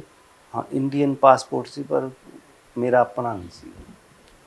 ਉਹ ਜਦੋਂ ਆਉਣਾ ਸੀਗਾ ਵਾਪਸ, ਉਹ ਸਮਹਾਉ ਅਸੀਂ ਜਿਹਦੇ ਘਰੇ ਠਹਿਰੇ ਹੋਏ ਸੀ, ਉਹਨੇ ਬਾਈ ਚਾਂਸ ਬਰਵਾਡੋ ਵਿੱਚ ਕਿਸੇ ਨਾਲ ਫੋਨ ਤੇ ਗੱਲ ਕੀਤੀ, ਕਿਸੇ ਪ੍ਰੋਮੀਨੈਂਟ ਸਿੱਖ ਨਾਲ, ਵੀ ਮੇਰੇ ਕੋਲੇ ਠਹਿਰੇ ਹੋਏ ਸੀਗੇ ਰਾਤ। ਉਹ ਫੋਨ ਇੰਟਰਸੈਪਟ ਹੋ ਗਿਆ। ਉਦੋਂ ਮੈਨੂੰ ਇੰਟਰਪੋਲ ਲੱਭ ਰਹੀ ਸੀ, ਇੰਟਰਪੋਲ ਨੇ FBI ਨੂੰ ਵੀ ਕਿਹਾ ਹੋਇਆ ਸੀਗਾ। ਉਹ ਤੁਸੀਂ ਵਾਂਟਡ ਸੀਗੇ ਮਾਕਣ ਵਾਲੇ ਕੇਸ 'ਚ ਜਾਂ ਬਾਕੀ ਸਾਰਿਆਂ 'ਚ ਵੀ? ਉਦੋਂ ਮਾਕਨ ਤੇ ਦੋਨਾਂ ਚ ਵਾਂਟਡ ਸੀ। ਵੈਦਿਆ ਵਾਲੇ 'ਚ ਵੀ? ਹਾਂ, ਤੇ ਉਹ ਇੰਟਰਸੈਪਟ ਹੋਣ ਕਰਕੇ ਉਹਨਾਂ ਨੇ ਸਰਵੇਲੈਂਸ ਲਾ ਲਈ। ਤੇ ਅਸੀਂ ਮੈਂ ਤਾਂ ਹਜੇ ਚੜ੍ਹਨਾ ਹੀ ਸੀਗਾ ਜਹਾਜ਼, ਇੱਕ ਦਿਨ ਦੀ ਡਿਲੇ ਸੀਗੀ ਤੇ ਗੋਟ ਅਰੈਸਟਡ। ਕਿੱਥੇ? ਨਿਊਯਾਰਕ। ਫਿਰ ਉੱਥੇ ਹੀ ਬੰਦ ਰਹੇ ਆ 14 ਸਾਲ। ਤੇ ਪਰ ਕੇਸ ਤਾਂ ਜਿੱਤਦੇ ਰਹੇ ਆ, ਮਤਲਬ ਕਿ ਬੜੀਆਂ ਡਿਫਰੈਂਟ ਸਟੋਰੀਜ਼ ਅਮਰਜ ਕੀਤੀਆਂ। ਜਿਹੜੀ ਜਿੱਥੋਂ ਤੱਕ ਸਾਡੀ ਸਰਕਾਰੀ ਵਕੀਲ ਸੀਗੀ, ਜਿਹੜੀ ਗਵਰਨਮੈਂਟ ਦੀ ਮੇਨ ਪ੍ਰੋਸੀਕਿਊਟਰ ਸੀਗੀ, ਉਹਨੇ ਜਦੋਂ ਕੇਸ ਚੱਲਣਾ ਸੀਗਾ ਪਹਿਲੀ ਵਾਰੀ ਜੀ 88 ਦੇ ਵਿੱਚ, ਤਾਂ ਉਹਨੇ ਇਹ ਸ਼ੋਅ ਕੀਤਾ ਕਿ ਮੈਨੂੰ ਧਮਕੀ ਪੱਤਰ ਆ ਰਹੇ ਆ ਵੀ ਜੇ ਮੈਂ ਇਹਨਾਂ ਨੂੰ ਭੇਜਿਆ ਇਹਨੂੰ ਤਾਂ ਮੈਨੂੰ ਮਾਰ ਦਿੱਤਾ ਜਾਊਗਾ। ਉਹਦੇ ਕਰਕੇ ਸਾਡੇ ਤੇ ਇਸ ਕਰਕੇ ਬਹੁਤ ਸਖਤੀ ਵੀ ਕੀਤੀ ਸਰਕਾਰ ਨੇ, ਈਵਨ ਸਿੱਖਾਂ ਨੂੰ ਵੀ ਦਵਕਾਇਆ। ਪਰ ਅਸੀਂ ਕਹਿ ਰਹੇ ਸੀ ਵੀ ਸਾਡਾ ਕੋਈ ਲੈਣਾ ਦੇਣਾ ਨਹੀਂ ਹੈ ਸਿੱਖਾਂ ਦਾ ਇਹਦੇ ਨਾਲ। ਮੀਨ ਟਾਈਮ ਉੱਥੇ ਕੇਸ ਪਹਿਲੀ ਵਾਰੀ ਸਾਡਾ ਹੋ ਗਿਆ, ਪਰ ਮਤਲਬ ਕਿ ਰਿਜੈਕਟ ਹੋ ਗਿਆ ਸੀ ਐਕਸਟ੍ਰੈਡੀਸ਼ਨ ਲਈ, ਪਰ ਨੈਕਸਟ ਕੋਰਟ ਦੇ ਵਿੱਚ ਬਹਾਲ ਹੋ ਗਿਆ ਸੀ। ਪਰ ਇਨ ਦੀ ਮੀਨ ਟਾਈਮ ਉਹ ਹਟੀ ਨਹੀਂ। ਉਹਦੀ ਇੰਸਿਸਟੈਂਸ ਕਰਕੇ ਕਿ ਮੈਨੂੰ ਧਮਕੀਆਂ ਆ ਰਹੀਆਂ ਤਾਂ ਇਹ ਜਿਹੜੀ ਸੀਕ੍ਰੇਟ ਸਰਵਿਸ ਤੇ FBI ਸੀ, ਇਹਨਾਂ ਨੂੰ ਸ਼ੱਕ ਪੈ ਗਿਆ ਵੀ ਅਸੀਂ 24 ਘੰਟੇ ਇਹਦੇ ਤੇ ਸਰਵੇਲੈਂਸ ਕਰ ਰਹੇ ਹਾਂ ਤੇ ਚਿੱਠੀ ਦੇ ਕੇ ਕੌਣ ਗਿਆ। ਸਹੀ। ਸੋ ਸ਼ੱਕ ਤੇ ਬੁਲਾ ਤੇ ਉਹਨਾਂ ਨੇ ਉਹਦੀ ਜੌਬ ਐਪਲੀਕੇਸ਼ਨ ਚੈੱਕ ਕੀਤੀ। ਉਹਦੇ 'ਚੋਂ ਜਿਵੇਂ ਟਾਈਪ ਦੇ ਤੇ ਕਟਿੰਗ ਵਾਲੇ ਅੱਖਰ ਲਾ ਰਹੀ ਸੀ, ਉਹ ਮੈਚ ਕਰ ਗਿਆ। ਓਕੇ। ਮੈਚ ਕਰ ਗਿਆ ਤਾਂ ਉਹਨਾਂ ਨੇ ਵਾਰੰਟ ਲੈ ਲਿਆ। ਵਾਰੰਟ ਲੈ ਕੇ ਉਹਨਾਂ ਨੇ ਉਹਦੇ ਘਰੇ ਛਾਪਾ ਮਾਰਿਆ, ਉਹਨਾਂ ਨੂੰ ਟਾਈਪਰਾਈਟਰ ਲੱਭ ਗਿਆ। ਫਿਰ ਉਹਨਾਂ ਨੇ ਉਹਦੇ ਹੈਂਡ ਬੈਗ ਦੀ ਸਰਚ ਕੀਤੀ ਵਾਰੰਟ ਲੈ ਕੇ, ਉਹਦੇ 'ਚ ਵੀ ਚਿੱਠੀਆਂ ਮਿਲੀਆਂ ਜਿਹੜੀਆਂ ਹਜੇ ਉਹਨੂੰ ਮੇਲ ਕਰਨੀਆਂ ਸੀ। ਸੋ ਉਹਨੂੰ ਫੜ ਲਿਆ ਸੀ, ਪਰ ਫਿਰ ਉਹਨੇ ਇਨਸੈਂਟਿਵ ਪਲੀ ਲੈ ਰਹੀ ਕਿ ਮੇਰਾ ਦਿਮਾਗ ਜਿਹੜਾ ਹੈਗਾ ਦੋ ਪਾਸੇ ਚੱਲਦਾ, ਵੀ ਸਟੇਬਲ ਨਹੀਂ ਹੈਗਾ। ਓਕੇ। ਉਸ ਕਰਕੇ ਫਿਰ ਉਹਨੂੰ ਰਾਹਤ ਮਿਲ ਗਈ ਸੀ। ਦੂਜਾ ਵੀ ਆਪਣੇ ਵਕੀਲਾਂ ਨੇ ਉਹ ਕੇਸ ਅਸੀਂ ਕਿਹਾ ਵੀ ਨਹੀਂ ਪਰਸੂ ਨਹੀਂ ਕਰਨਾ, ਕੋਈ ਫਾਇਦਾ ਨਹੀਂ, ਕੀ ਕਰਾਂਗੇ ਇੱਥੇ, ਆਪਾਂ ਨੂੰ ਕਿਹੜਾ ਕੋਈ ਰਾਹਤ ਮਿਲਣੀ ਹੈ। ਸਹੀ। ਜੇ ਹਾਂ ਉੱਥੋਂ ਦੇ ਵਸਨੀਕ ਹੁੰਦੇ ਫਿਰ ਰਾਹਤ ਮਿਲ ਗਈ। ਆਪਣੀ ਕਮਿਊਨਿਟੀ ਨੇ ਉੱਥੇ ਕਿੰਨਾ ਕੁ ਸਾਥ ਦਿੱਤਾ? ਕਮਿਊਨਿਟੀ ਨੇ ਕਾਫੀ ਸਾਥ ਦਿੱਤਾ। ਇਨ ਜਨਰਲ ਕਹਿ ਲਓ ਜਾਂ ਸਿਲੈਕਟ ਗਰੁੱਪਸ ਨੇ, ਉਹਨਾਂ ਨੇ ਕੀਤਾ, ਪਰ ਕੋਈ ਕਿਸੇ ਆਰਗੇਨਾਈਜੇਸ਼ਨ ਤੋਂ ਕਦੀ ਮਦਦ ਨਹੀਂ ਲਈ। ਜਿਹੜੀਆਂ ਐਸਟੈਬਲਿਸ਼ ਖਾਲਿਸਤਾਨੀ ਜਾਂ ਕਿੰਨੇ ਸੀ, ਉਹਨਾਂ ਤੋਂ ਕਿਸੇ ਤੋਂ ਵੀ ਆਪਾਂ ਮਦਦ ਨਹੀਂ। ਆਰਡੀਨਰੀ ਸਿੱਖਸ ਨੇ ਆਪਣੀ ਵਿੱਤੀ ਮੁਤਾਬਕ ਇਹ ਸੀਗਾ ਵੀ ਜਿੰਨਾ ਵਕੀਲਾਂ ਦਾ ਬਿੱਲ ਆਉਂਦਾ ਸੀਗਾ ਉਹ ਪਬਲਿਕ ਨੂੰ ਦੇ ਦਿੰਦੇ ਸੀ, ਉਹ ਇਕੱਠਾ ਕਰਕੇ ਦੇ ਦਿੰਦੇ ਸੀ। ਬੈਂਕ ਦੇ ਵਿੱਚ ਖਾਤਾ ਸੀਗਾ ਤੇ ਆਡਿਟ ਹੁੰਦਾ ਸਾਰਾ, ਨਥਿੰਗ, ਕੋਈ ਇਹ ਨਹੀਂ ਕਿ ਪੈਸੇ ਇਕੱਠੇ ਕਰਨੇ ਆ ਜਾਂ ਕਿਵੇਂ, ਉਨਾ ਹੀ ਹੁੰਦਾ ਸੀ। ਹਵਾਲਗੀ ਫਿਰ ਕਦੋਂ ਹੋਈ ਤੁਹਾਡੀ ਇੱਧਰ ਭਾਰਤ? 2000 ਦੇ ਵਿੱਚ, ਮਈ 2000 ਚ। ਉਧਰੋਂ ਵੋਲੰਟਰਲੀ ਲਈ ਸੀ। ਜਿੱਤ ਮੈਂ ਅਸਾਈਲਮ ਜਾਂ ਰਿਫਿਊਜੀ ਕਲੇਮ ਨਹੀਂ ਲੈਣਾ, ਇਹ ਵੀ ਆਪਣੇ ਆਪ 'ਚ ਪਹਿਲਾ ਇੰਸਟੈਂਸ ਆ। ਓਹ ਸਹੀ। ਤੇ ਵੀ ਫਿਰ ਗਵਰਨਮੈਂਟ ਆਫ US ਨੇ ਦੁਬਾਰਾ ਆਪਣੇ ਵਕੀਲਾਂ ਨੂੰ ਪੁੱਛਿਆ ਵੀ ਵਾਕਈ ਤੁਸੀਂ ਸ਼ੋਰ ਆ ਵੀ ਇੰਨਾ ਚਿਰ ਲੜਦੇ ਰਹੇ ਸੀਗਾ, ਵੀ ਆਪਾਂ ਪ੍ਰੂਵ ਕਰਤਾ ਵੀ ਸਭ nothing to do with this violence. ਤੇ ਈਵਨ ਉੱਥੇ ਜਿਹੜਾ ਉਹਨਾਂ ਦਾ ਨੈਸ਼ਨਲ ਲਾਅ ਜਰਨਲ ਆ, ਉਹਨੇ ਆਫਟਰ 2 years ਲਾ ਵੀ ਦਿੱਤਾ ਸੀ ਕਿ I am not a terrorist but a political Sikh activist। ਉਹਨਾਂ ਦੀ ਫਰੰਟ ਲਾਈਨ ਤੇ ਸੀਗੀ ਉਹ ਫਿਰ ਵੋਲੰਟਰਲੀ ਲਿਖ ਕੇ ਫਿਰ ਮੈਂ ਆਇਆ। ਪਰ ਇੱਥੇ ਪਤਾ ਹੀ ਸੀਗਾ ਵੀ ਇੰਨਾ ਤਾਂ ਨਹੀਂ ਸੀਗਾ, ਪਰ ਮਤਲਬ ਕਿ ਵਾਹ 52 ਤੁਸੀਂ ਉੱਥੇ ਰਹਿਣਾ ਕਿਉਂ ਨਹੀਂ ਚਾਹਿਆ ਫਿਰ? ਨਹੀਂ, ਆਉਣਾ ਤਾਂ ਵਾਪਸ ਹੀ। ਓਕੇ। ਇਹ ਤਾਂ ਸੋਚ ਕੇ ਗਏ ਸੀ ਮੈਂ ਤਾਂ। ਫਿਰ ਜਦੋਂ ਪਹਿਲੇ ਬਾਹਰ ਸੀਗੇ USA, ਉਦੋਂ ਵੇ ਆਊਟਸ ਸੀਗੀਆਂ ਉੱਥੇ ਪੱਕੇ ਹੋਣ ਦੀਆਂ, ਚਾਹੇ ਨਾਮ ਬਦਲ ਕੇ ਹੋ ਉਹ ਕਾਫੀ ਕੁਝ ਹੋਇਆ ਉਦੋਂ, ਬਹੁਤ ਲੋਕਾਂ ਨੇ। ਉਦੋਂ ਐਮਨੈਸਟੀ ਵੀ ਡਿਕਲੇਅਰ ਹੋਈ ਸੀਗੀ, 6-7 ਮਿਲੀਅਨ ਬੰਦਾ ਪੱਕਾ ਹੋਇਆ ਸੀਗਾ, ਪਰ ਨਹੀਂ ਅਸੀਂ ਮੰਨੇ ਹੀ ਨਹੀਂ ਸੀਗਾ, ਮੈਂ ਮੰਨਿਆ ਹੀ ਨਹੀਂ ਸੀ ਇਸ ਗੱਲ। ਤੁਸੀਂ ਇਕੱਲੇ ਅਰੈਸਟ ਹੋਏ ਸੀ ਜਾਂ ਹੋਰ ਵੀ ਕੋਈ ਦੋਸਤੀ ਆ? ਨਹੀਂ, ਮੇਰੇ ਨਾਲ ਇੱਕ ਹੋਰ ਹੋਇਆ ਸੀ। ਜਦੋਂ ਇੰਡੀਆ ਆਏ ਹੋ ਫਿਰ 에ਅਰਪੋਰਟ ਤੇ ਫੜ ਲਿਆ ਹੋਣਾ ਇੱਥੇ ਤਾਂ? ਨਹੀਂ, ਪਹਿਲੇ ਉੱਥੇ ਹੀ ਕਸਟਡੀ Okay, ਚੇਂਜ ਹੋ ਗਈ ਸੀ। ਉੱਥੇ ਹੀ, ਮਤਲਬ ਕਿ ਕਸਟਡੀ ਸੀਬੀਆਈ ਨੇ ਚੇਂਜ ਹੋ ਗਈ ਸੀ। 에ਅਰਪੋਰਟ ਤੇ ਜਦੋਂ ਤੁਸੀਂ ਪਲੇਨ 'ਚ ਐਂਟਰ ਕਰਦੇ ਹੋ ਨਾ, ਤਾਂ ਉੱਥੇ ਹੱਥ ਕੜੀਆਂ ਉਹਨਾਂ ਦੀਆਂ ਲਾ ਕੇ ਇਹਨਾਂ ਦੀਆਂ ਨਵੀਆਂ ਲੱਗ ਗਈਆਂ। ਇੱਥੋਂ ਤੱਕ ਆਪਣੇ ਸਰਕਾਰ ਦਾ ਸਰਿਆ ਹੋਇਆ ਇੰਡੀਆ ਦੀ ਦਾ ਕਿ ਅਮਰੀਕਨ ਜਿਹੜੀਆਂ ਹੱਥਕੜੀਆਂ ਹੁੰਦੀਆਂ ਨਾ, ਮਾਡਰਨ ਹੁੰਦੀਆਂ ਨੇ, ਬਹੁਤ ਪਤਲੀਆਂ ਤੇ ਉਹ ਕੜਿੱਕ ਕੜਿੱਕ ਕਰਨ ਵਾਲੀਆਂ ਨਾ। ਇੰਡੀਆ ਵਾਲੇ ਜਿਹੜੀ ਲੈ ਕੇ ਗਏ ਸੀ, ਇਹਨਾਂ ਕੋਲੇ ਉਹ ਚਾਬੀ ਵਾਲੀਆਂ ਉਹ ਨਹੀਂ ਹੁੰਦੀਆਂ, ਕੜੇ ਪਹਿਲਾਂ ਹੁੰਦੇ ਆ ਹੁੰਦੇ ਸੀ। ਵੱਡੇ ਵੱਡੇ ਮੋਟੇ, ਹੈ ਨਾ। ਤੇ ਜਦੋਂ ਬਦਲ ਰਹੇ ਸੀਗੇ ਇਹ ਚੀਜ਼ਾਂ, ਤੇ ਉਹ ਸਾਨੂੰ ਕਹਿੰਦਾ ਵੀ, ਮੈਨੂੰ ਕਹਿੰਦਾ ਵੀ ਯਾਰ ਸਾਨੂੰ ਆਹ ਹੱਥਕੜੀ ਲੈ ਦਿਓ। ਉਹਨਾਂ ਤੋਂ? ਹਾਂ, ਕੜਿਆ ਅਸੀਂ ਹੱਥਕੜੀ ਬਦਲਾ ਲੈਂਦੇ। ਉਹ ਮੈਂ FBI ਵਾਲਿਆਂ ਨੂੰ ਕਿਹਾ, ਮੈਂ ਵੀ ਇੰਗਲਿਸ਼ ਪਾ ਕੇ, ਆਪਣਿਆਂ ਦਾ ਤੁਹਾਨੂੰ ਪਤਾ ਹੀ ਹੈ ਕਿਸ ਤਰ੍ਹਾਂ ਦੀ, ਮਤਲਬ ਕਿ ਭੁੱਖ ਨੰਗ ਆ ਨਾ। ਉਹਨਾਂ ਨੇ ਕਿਹਾ, ਉਹਨਾਂ ਨੇ ਝੱਟ ਕਿਹਾ ਯਾਰ ਆਹ ਕੀ ਗੱਲ ਆ, ਲਾ ਲਓ ਫੜੋ। ਉਹ ਫਿਰ ਉਹਨਾਂ ਨੇ ਇੱਕ ਇਹਨਾਂ ਦੀ ਰੱਖ ਲਈ ਸੀ ਨਿਸ਼ਾਨੀ ਵਜੋਂ। ਉਹ ਰੱਖ ਕੇ ਉਹ ਨਿਊਯਾਰਕ ਦਾ ਜਿਹੜਾ ਪੁਲਿਸ ਮਿਊਜ਼ੀਅਮ ਆ ਉਹਦੇ 'ਚ ਪਈ ਆ ਜੀ। ਓਕੇ। ਇਹ ਖਬਰ ਬਣੀ ਸੀ। ਦਰਿਆ ਇਹਨਾਂ ਦਾ ਹਾਲਤ ਆ। ਇੱਥੇ ਆ ਕੇ ਫਿਰ ਇਹਨਾਂ ਦੀ ਜਦਾਈ ਹੋਈ ਵੀ ਕੀ ਮੈਂ ਲੈ ਕੇ ਜਾਣੀ ਆ ਹਾਲਤ ਹੈ। ਤੇ ਇੱਥੇ ਲਿਆ ਕੇ ਕੋਈ ਤਸ਼ੱਦਦ ਵਗੈਰਾ ਕੋਈ ਹੋਰ ਕੁਝ? ਨਹੀਂ, ਆਪਾਂ ਨੂੰ ਕੋਈ ਟੱਚ ਨਹੀਂ। ਉਹਨਾਂ ਨੇ ਕੋਸ਼ਿਸ਼ ਵਗੈਰਾ ਕੀਤੀ ਆ, ਪਰ ਫਿਰ ਜਦਾਈ ਉਹੀ, ਮਤਲਬ ਕਿ ਕਰਕੇ ਵੀ ਠੀਕ ਆ, ਕਰਕੇ ਦੇਖ ਲਓ ਤਮਾਸ਼ਾ। ਨਾ ਮੈਂ ਕੋਈ ਕਨਫੈਸ਼ਨ ਦਿੱਤੀ ਆ, ਨਾ ਮੈਂ ਕਿਸੇ ਤਰ੍ਹਾਂ ਦਾ ਕੋਈ ਇਹਨਾਂ ਦੀ ਗੱਲ ਮੰਨੀ। ਮੈਨੂੰ ਦਿਖਾਉਂਦੇ ਰਹੇ ਆ ਇਹ ਕਨਫੈਸ਼ਨ ਸਾਰਿਆਂ ਦੀਆਂ। ਮੈਂ ਕਿਹਾ ਵੀ ਉਹਨਾਂ ਕੋਲ ਲੈ ਲਓ। ਜਦਾਈ ਤਾਂ ਮੇਰੀ ਸਾਰਾ 1-2 ਦਿਨ ਚੱਲਦੀ ਰਹੀ ਇਹਨਾਂ ਨਾਲ, ਪਰ ਮੈਂ ਕਿਹਾ ਨਹੀਂ।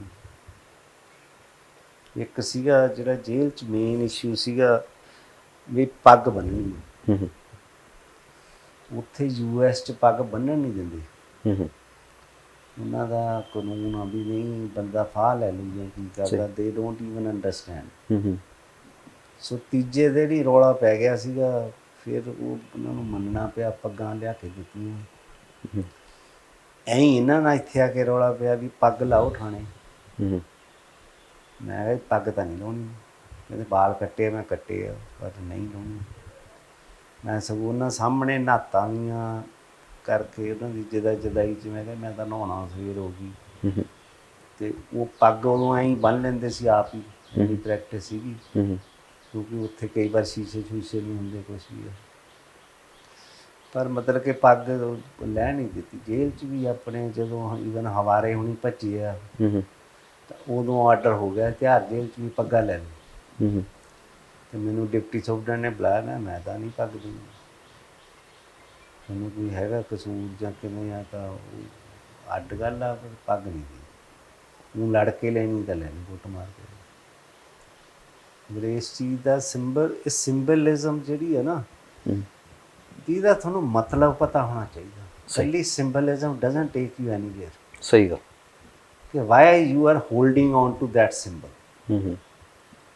ਇਹ ਆਪਣੇ ਬਹੁਤ ਵਾਰੀ ਜਿਹੜੀ ਸਿੱਖ ਡਰਾਬੈਕ, ਆਪਾਂ ਸਿਰਫ ਸਿੰਬਲਿਜ਼ਮ, ਝੰਡਾ ਚੱਕੀ ਫਿਰਨੇ। ਜਿਵੇਂ ਹੁਣ ਆਹ ਕਹਿ ਰਹੇ ਸੀ ਅਸੀਂ ਸਲਾਮੀ ਦੇਣੀ ਆ, ਕਿਸੇ ਨੂੰ ਝੰਡੇ ਨੂੰ ਜਾਂ ਫਲਾਨਾ ਦੇਣਾ, ਇਹ ਸਿੰਬਲਿਜ਼ਮ ਆ। ਵਟ ਵਿਲ ਇਟ ਪ੍ਰੂਵ? ਜੇ 4 ਬੰਦੇ ਖੜ ਕੇ ਦੇ ਦੇਣਗੇ। ਲੋਕਾਂ 'ਚ ਜਾਗਰਤਾ ਪੈਦਾ ਕਰੋ ਤਾਂ ਕਿ ਪੀਪਲ ਸ਼ੁੱਡ ਫੀਲ ਇਟ। ਸਹੀ। ਐਂ ਮਤਲਬ ਕਿਸਾਨ ਸੰਘਰਸ਼ ਆ, ਅਸੀਂ ਜੀ ਆਜ਼ਾਦੀ ਦੀ ਥਾਂ 'ਤੇ ਆਹ ਮਨਾਉਣਾ। ਤੁਸੀਂ ਕੋਈ ਰੈਲੀ ਕਰੋ, ਤੁਸੀਂ ਪੈਰਲਲ ਰੈਲੀ ਕਰੋ, ਕਿਤੇ 5-10 ਲੱਖ ਬੰਦਾ ਲੈ ਕੇ ਆਓ, ਸ਼ੋ ਦੈਮ ਕਿ ਅਸੀਂ ਕੀ ਹਾਂ। ਸਹੀ। People power means people power. ਜੇ ਉਹ ਕੋਰ ਆਫ ਦਾ ਪੋਲਿਟਿਕਸ ਆਪਣੇ ਕੋਲ ਇਕੱਠੀ ਕਰੇ ਬੈਠੇ ਆ, ਤਾਂ ਤੁਸੀਂ ਵੀ ਸ਼ੋ ਕਰੋ ਕਿ core of the people are with us. ਇਹ ਇੱਕ ਵੀ ਰੈਲੀ ਨਹੀਂ ਕਰ ਸਕੇ ਵੱਡੀ। ਤੁਸੀਂ ਇੱਥੇ ਇੰਡੀਆ ਦੇ ਵਿੱਚ ਜਦੋਂ ਅਰੈਸਟ ਹੋਏ ਹੋ, ਕਿਹੜਾ ਸਾਲ ਸੀ ਉਹ ਜਦੋਂ ਇੱਥੇ ਟ੍ਰਾਂਸਫਰ ਹੋਏ ਹੋ ਤੁਸੀਂ? 2000 ਮਈ। ਤੇ ਕਿੰਨੇ ਕੇਸ ਚੱਲੇ ਫਿਰ ਉਸ ਵਕਤ ਤੁਹਾਡੇ ਤੇ ਇਕੱਠੇ? ਬਾਕੀ ਕਿਉਂਕਿ ਮੇਰੇ ਕੋਲ ਹਾਈ ਕੋਰਟ ਦਾ ਐਕਸਟ੍ਰੈਡੀਸ਼ਨ ਦਾ ਆਰਡਰ ਸੀਗਾ ਕਿ ਜਿਹੜੇ ਕੇਸ 'ਚ ਮੈਂ ਐਕਸਟ੍ਰਾਡਾਈਟ ਹੋਇਆ, ਸਿਰਫ ਉਹੀ ਕੇਸ ਚੱਲ ਸਕੇ। ਮੱਖਣ ਵਾਲਾ? ਹਾਂ, ਈਵਨ ਮੇਰੇ ਤੇ ਟਾਡਾ ਵੀ ਨਹੀਂ ਸੀ ਲੱਗੀ। ਪਹਿਲੇ ਕੋਸ਼ਿਸ਼ ਕੀਤੀ ਹੈ ਮੈਂ ਟਾਡਾ ਲਾਉਣ ਦੀ, ਕਿਉਂਕਿ ਪੁਰਾਣਾ ਕੇਸ 'ਚ ਟਾਡਾ ਸੀਗੀ, ਪਰ ਐਂ ਲਾ ਨਹੀਂ ਸਕਦੀ। ਤੁਹਾਨੂੰ ਵੈਲ ਕੁਆਲੀਫਾਈਡ ਹੋਣ ਦਾ ਕਿੰਨਾ ਕੁ ਬੈਨੀਫਿਟ ਹੋਇਆ ਇਸ ਮਾਮਲੇ 'ਚ? ਕੁਆਲੀਫਾਈਡ ਤਾਂ ਤੁਸੀਂ, ਇਹ ਅਨਐਂਡਿੰਗ ਪ੍ਰੋਸੈਸ। ਇਹ ਸੀਗਾ ਕਿ ਮੇਰੇ ਕੋਲੇ ਸਕਿੱਲ ਸੀਗੇ ਟੂ ਰੀਡ, ਰਾਈਟ, ਤੇ ਚੀਜ਼ਾਂ ਨੂੰ ਸਮਝ ਸਕਦਾ ਸੀ, ਗੱਲਬਾਤ ਕਰ ਸਕਦੇ ਸੀ। ਉਹਨਾਂ ਚੀਜ਼ਾਂ ਨਾਲ ਤੁਸੀਂ ਇੱਕ ਨਾ ਜਿਹੜੀ ਕੰਫਰਟ ਜ਼ੋਨ ਕ੍ਰੀਏਟ ਕਰ ਲੈਂਦੇ ਵੀ ਐਕਸਰਸਾਈਜ਼ ਦੀ ਕਿਉਂ ਜ਼ਰੂਰਤ, ਅਫਸਰਾਂ ਨਾਲ ਗੱਲ ਕਿਵੇਂ ਕਰਨੀ ਹੈ। ਤਿਉਹਾਰ 'ਚ ਵੀ ਸੀਗਾ। ਬਾਕੀ ਮੇਰੇ ਨਾਲ ਦੇ ਜਿਹੜੇ ਮੇਰੇ ਵਰਗੇ ਕੇਸਾਂ ਵਾਲੇ ਆ, ਭੁੱਲਰ ਹੋਣੀ ਆ ਜਾਂ ਹੋਰ, ਇਹ ਸਾਰੇ ਹਾਈ ਸਿਕਿਉਰਿਟੀ 'ਚ ਜਿਵੇਂ ਹਾਰੇ ਹੋਣੀ ਆ। ਮੈਂ ਜਨਰਲ ਵਾਰਡ 'ਚ ਸੀਗਾ, ਉੱਥੇ ਵੀ ਮੈਨੂੰ ਇਕੱਲੇ ਨੂੰ ਸੈੱਲ ਦਿੱਤਾ ਹੋਇਆ ਸੀ ਵੱਡਾ। ਮੈਂ ਕਿਹੜਾ ਕੋਈ ਡੀਸੀ ਸੀਗਾ, ਨਾ ਮੇਰੇ ਕੋਲ ਕੋਈ ਐ ਪੋਲੀਟੀਕਲ ਪਾਲਿਸੀ, ਨਾ ਮੈਂ ਲਈ। ਇਹ ਤੁਹਾਡੇ ਆਪ ਦੀ ਹੈਗੀ। ਮੇਰੇ ਨਾਲ ਅਫਸਰ ਖੇਡਦੇ ਵੀ ਸੀ, ਮੇਰੇ ਨਾਲ ਗੱਲਬਾਤ ਵੀ ਕਰਦੇ ਸੀ। ਮੈਨੂੰ ਮਤਲਬ ਕਿ ਸੁਪਰਡੈਂਟ ਤੱਕ ਜਿਹੜੇ ਸੀ ਮੇਰੇ ਨਾਲ ਆ ਕੇ ਘੁੰਮਦੇ ਫਿਰਦੇ ਸੀ, ਮੇਰੇ ਕੋਲ ਬੈਠੇ ਰਹਿੰਦੇ ਸੀ ਆ ਕੇ। ਤੇ ਆਹ ਚੀਜ਼ਾਂ ਦਾ ਬੈਨੀਫਿਟ ਸੀ। ਕੀ ਕੁਛ ਲਿਖਿਆ ਜੇਲ੍ਹ ਦੇ ਵਿੱਚ ਫਿਰ? ਕੋਈ ਇਹ ਕਿਤਾਬ ਕਤੂਬ ਤਾਂ ਨਹੀਂ ਲਿਖੀ, ਪਰ ਮਤਲਬ ਕਿ ਨੋਟਸ ਵਗੈਰਾ ਜੋ ਖਿਆਲ ਆਉਂਦੇ ਸੀਗੇ ਉਹ ਜ਼ਰੂਰ ਲਿਖੇ। ਉਹ ਕੁਛ ਤਾਂ ਗਵਾਚ ਗੂਚ ਗਏ ਅਮਰੀਕਾ ਵਾਲੇ ਤੋਂ, ਇੱਥੇ ਵਾਲੇ ਕੁਛ ਮੇਰੇ ਕੋਲ ਬਚੇ। 3 ਕੁ ਡਾਇਰੀਆਂ ਬਚੀਆਂ ਨੇ, ਉਹ ਵੀ ਪੂਰੀਆਂ ਨਹੀਂ ਹੈਗੀਆਂ ਪਰ ਬਚ ਗਈਆਂ ਨੇ। ਕੁਛ ਤਾਂ ਫਟ ਫੁੱਟ ਹੀ ਗਈਆਂ ਹੁਣ। ਜਦੋਂ ਤੁਸੀਂ ਅਮਰੀਕਾ ਦੀ ਜੇਲ੍ਹ 'ਚ ਸੀ ਉਦੋਂ ਘਰੇ ਪਤਾ ਸੀ ਕਿ ਜੇਲ੍ਹ 'ਚ ਜਾਂ ਲਾਪਤਾ ਦਾ ਹੀ ਸੀ? ਉਹ ਤਾਂ ਵਰਲਡ ਵਾਈਡ ਦੀ ਜਿਹੜੀ ਖਬਰ ਹੋ ਗਈ ਸੀ ਨਾ, ਜਦੋਂ ਨਾਲ ਦੀ ਨਾਲ ਖਬਰ ਆ ਗਈ ਸੀ। ਤੇ ਜਿਹੜਾ ਮਾਖਨ ਪਰਿਵਾਰ ਹੈ ਉਹਦੇ ਨਾਲ ਫਿਰ ਤੁਹਾਡੀ ਨੇੜਤਾ ਵੀ ਹੋ ਗਈ। ਉਹ ਕਿਵੇਂ ਜੇ ਸੀਗਾ ਜਦੋਂ ਉਹਨਾਂ ਦੀ ਬੇਟੀ ਦੇ ਨਾਲ ਸਾਂਝ ਪੈਂਦੀ ਹੈ ਤੁਹਾਡੀ? ਉਹ ਯਾਰ ਬੜਾ ਨਾ ਲੱਕੀ ਕਹਿ ਸਕਦੇ ਆ ਤੁਸੀਂ।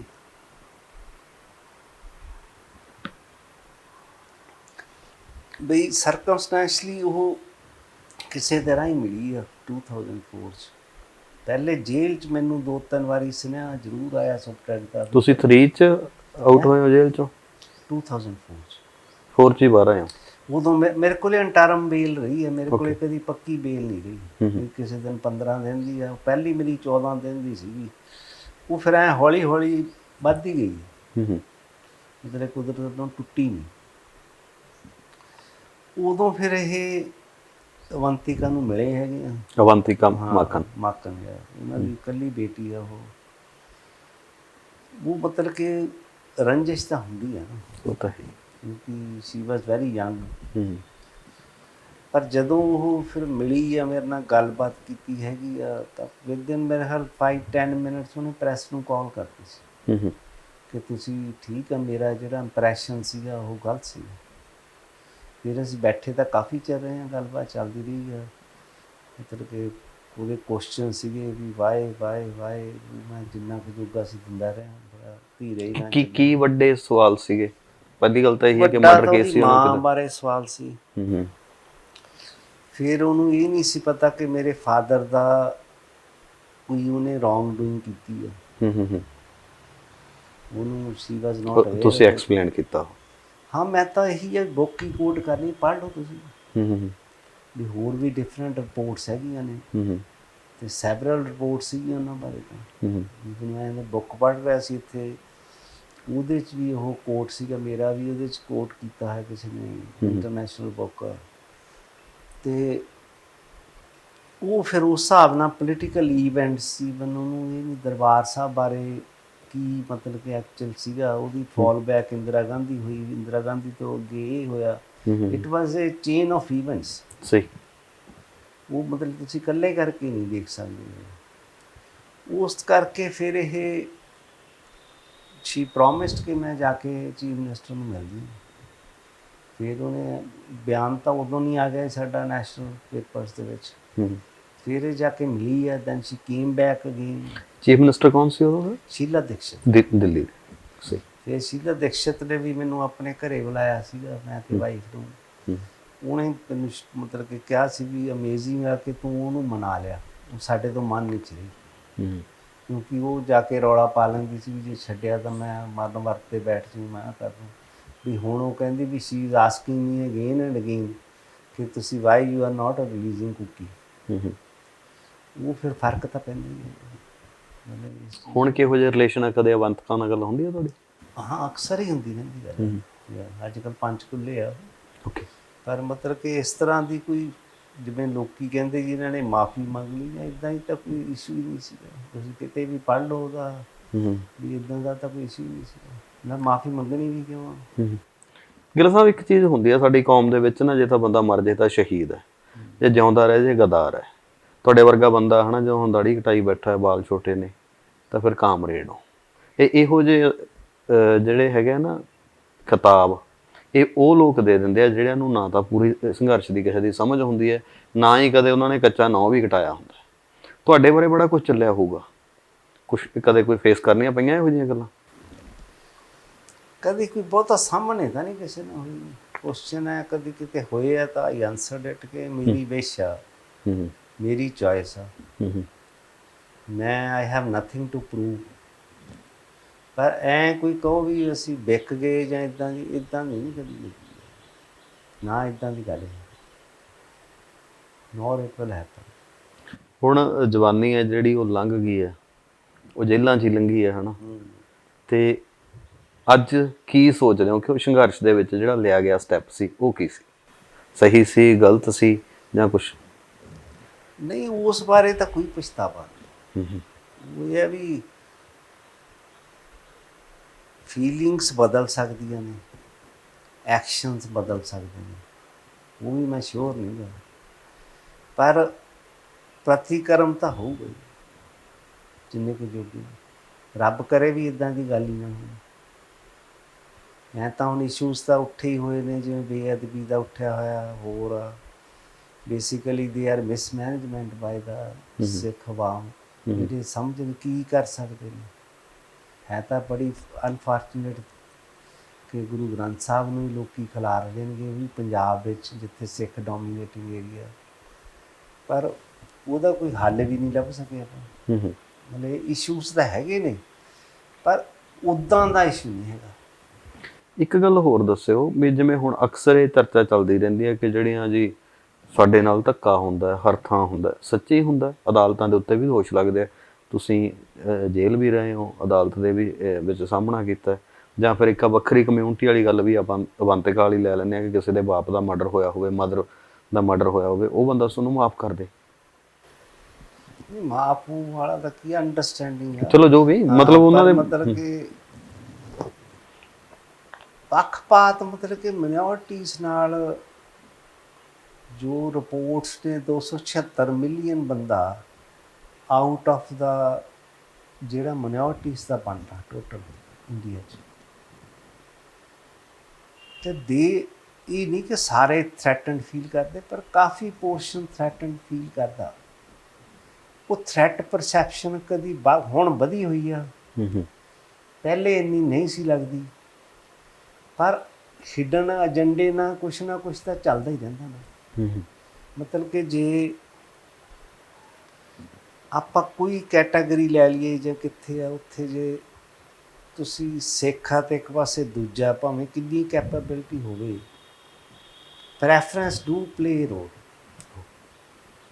ਇਹੀ ਚੀਜ਼ਾਂ ਹੁੰਦੀਆਂ ਨੇ, ਜਦ ਕਿ ਡੈਮੋਕ੍ਰੇਸੀ ਦੀ ਮੇਨ ਮਤਲਬ ਕਿ ਕ੍ਰਾਈਟੀਰੀਆ ਹੈਗਾ ਕਿ at the cost of majority minority interest should be at top most, ਤਾਂ ਕਿ ਉਹ ਦੇ ਡੋਨਟ ਫੀਲ ਐਲੀਨੇਟਡ।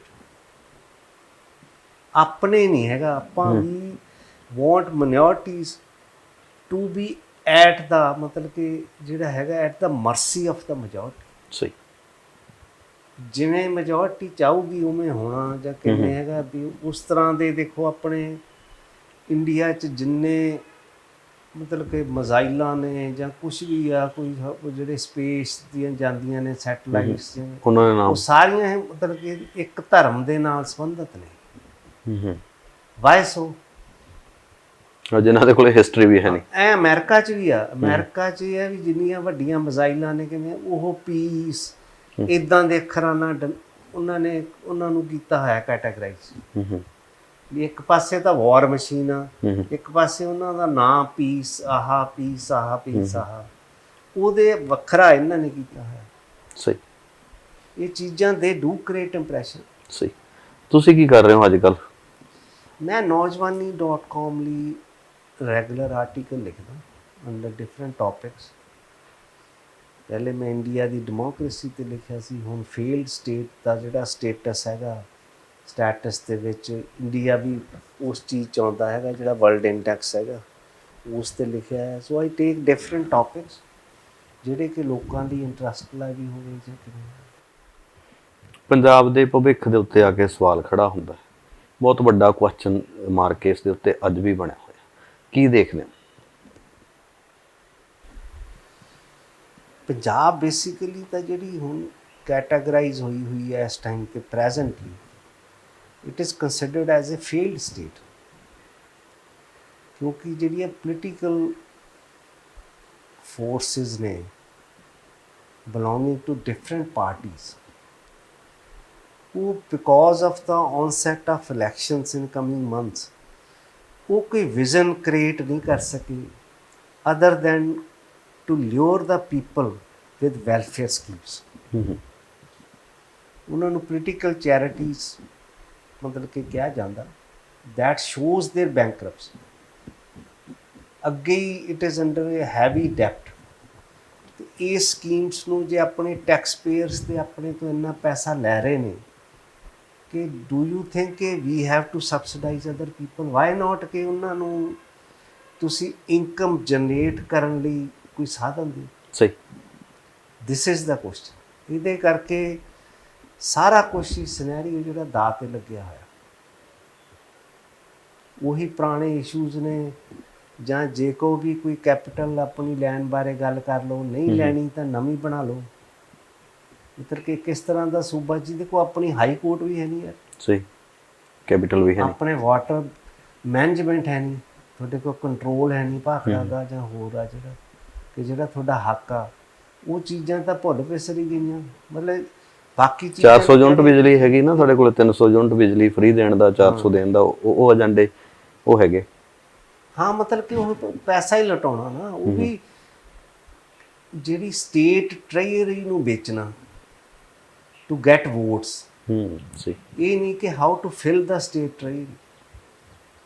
ਆਪਣਾ ਮਤਲਬ ਤਾਂ ਇਹ ਹੈ ਕਿ ਸਰਕਾਰ ਕੋਲੇ ਪੈਸਾ ਹੋਊਗਾ, ਜੇ ਕਿਸਾਨਾਂ ਦਾ ਵੀ ਰੌਲਾ ਚੱਲਦਾ ਤਾਂ they should have that much money ਕਿ ਜਿਹਦੇ ਰਾਹੀਂ ਕਿ ਉਹ ਉਹਨਾਂ ਦੀਆਂ ਕ੍ਰੌਪਸ ਖਰੀਦ ਕੇ ਅੱਗੇ ਚੰਗੇ ਭਾਅ 'ਤੇ ਇੰਪੋਰਟ ਹੀ ਕਰ ਦੇਣ, ਬਾਹਰ ਭੇਜ ਦੇਣ, ਸਹੀ, ਐਕਸਪੋਰਟ ਕਰ ਦੇਣ ਬਾਹਰ।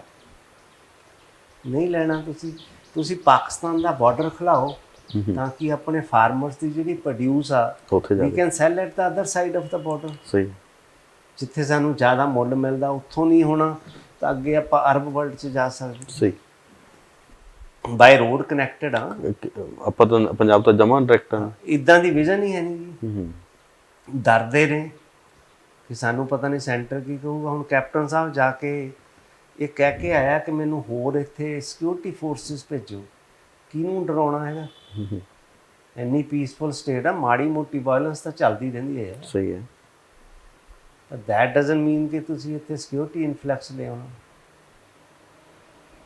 ਬਹੁਤ ਧੰਨਵਾਦ ਗਿੱਲ ਸਾਹਿਬ, ਬਹੁਤ ਮਿਹਰਬਾਨੀ। Thank you. ਜੇ ਤੁਸੀਂ ਇਸ ਮੁਲਾਕਾਤ ਨੂੰ ਇੱਥੋਂ ਤੱਕ ਦੇਖਿਆ ਤਾਂ ਸਮਝ ਗਏ ਹੋਵੋਗੇ ਕਿ ਕਹਾਣੀ ਅਸਲ 'ਚ ਕੀ ਹੈ ਤੇ ਸਾਨੂੰ ਕੀ ਸਮਝਣ ਦੀ ਲੋੜ ਹੈ। ਤੇ ਜੇ ਮੁਲਾਕਾਤ ਨੂੰ ਵਿਚਾਲੇ ਹੀ ਛੱਡ ਗਏ ਹੋ, ਫਿਰ ਮੈਨੂੰ ਲੱਗਦਾ ਕੋਈ ਕਮੈਂਟ ਕਰਨ ਦੀ ਵੀ ਲੋੜ ਨਹੀਂ। ਇਸ ਕਰਕੇ ਸਾਰੀ ਗੱਲਬਾਤ ਨੂੰ ਸੁਣੋ, ਮਾਣੋ, ਅੰਦਰਲੀਆਂ ਗੱਲਾਂ ਸਮਝੋ ਤੇ ਉਦੋਂ ਬਾਅਦ ਹੀ ਫਿਰ ਕਮੈਂਟ ਸ਼ੇਅਰ ਕਰਿਓ। ਅਸੀਂ ਤਾਂ ਇੱਕ ਯਤਨ ਕੀਤਾ ਕਿ ਉਸ ਵੇਲਿਆਂ ਦੇ ਵਿੱਚ ਜਿਹੜਾ ਜਜ਼ਬਾਤੀ ਖੂਨ ਸੀ ਉਹ ਕਿਹੜੇ ਪਾਸੇ ਨੂੰ ਤੁਰਿਆ ਜਾਂ ਸਮਝਦਾਰ ਲੋਕ ਕਿਹੜੇ ਪਾਸੇ ਨੂੰ ਤੁਰੇ। ਫਿਰ ਮਿਲਾਂਗੇ, ਰੱਬ ਰਾਖਾ।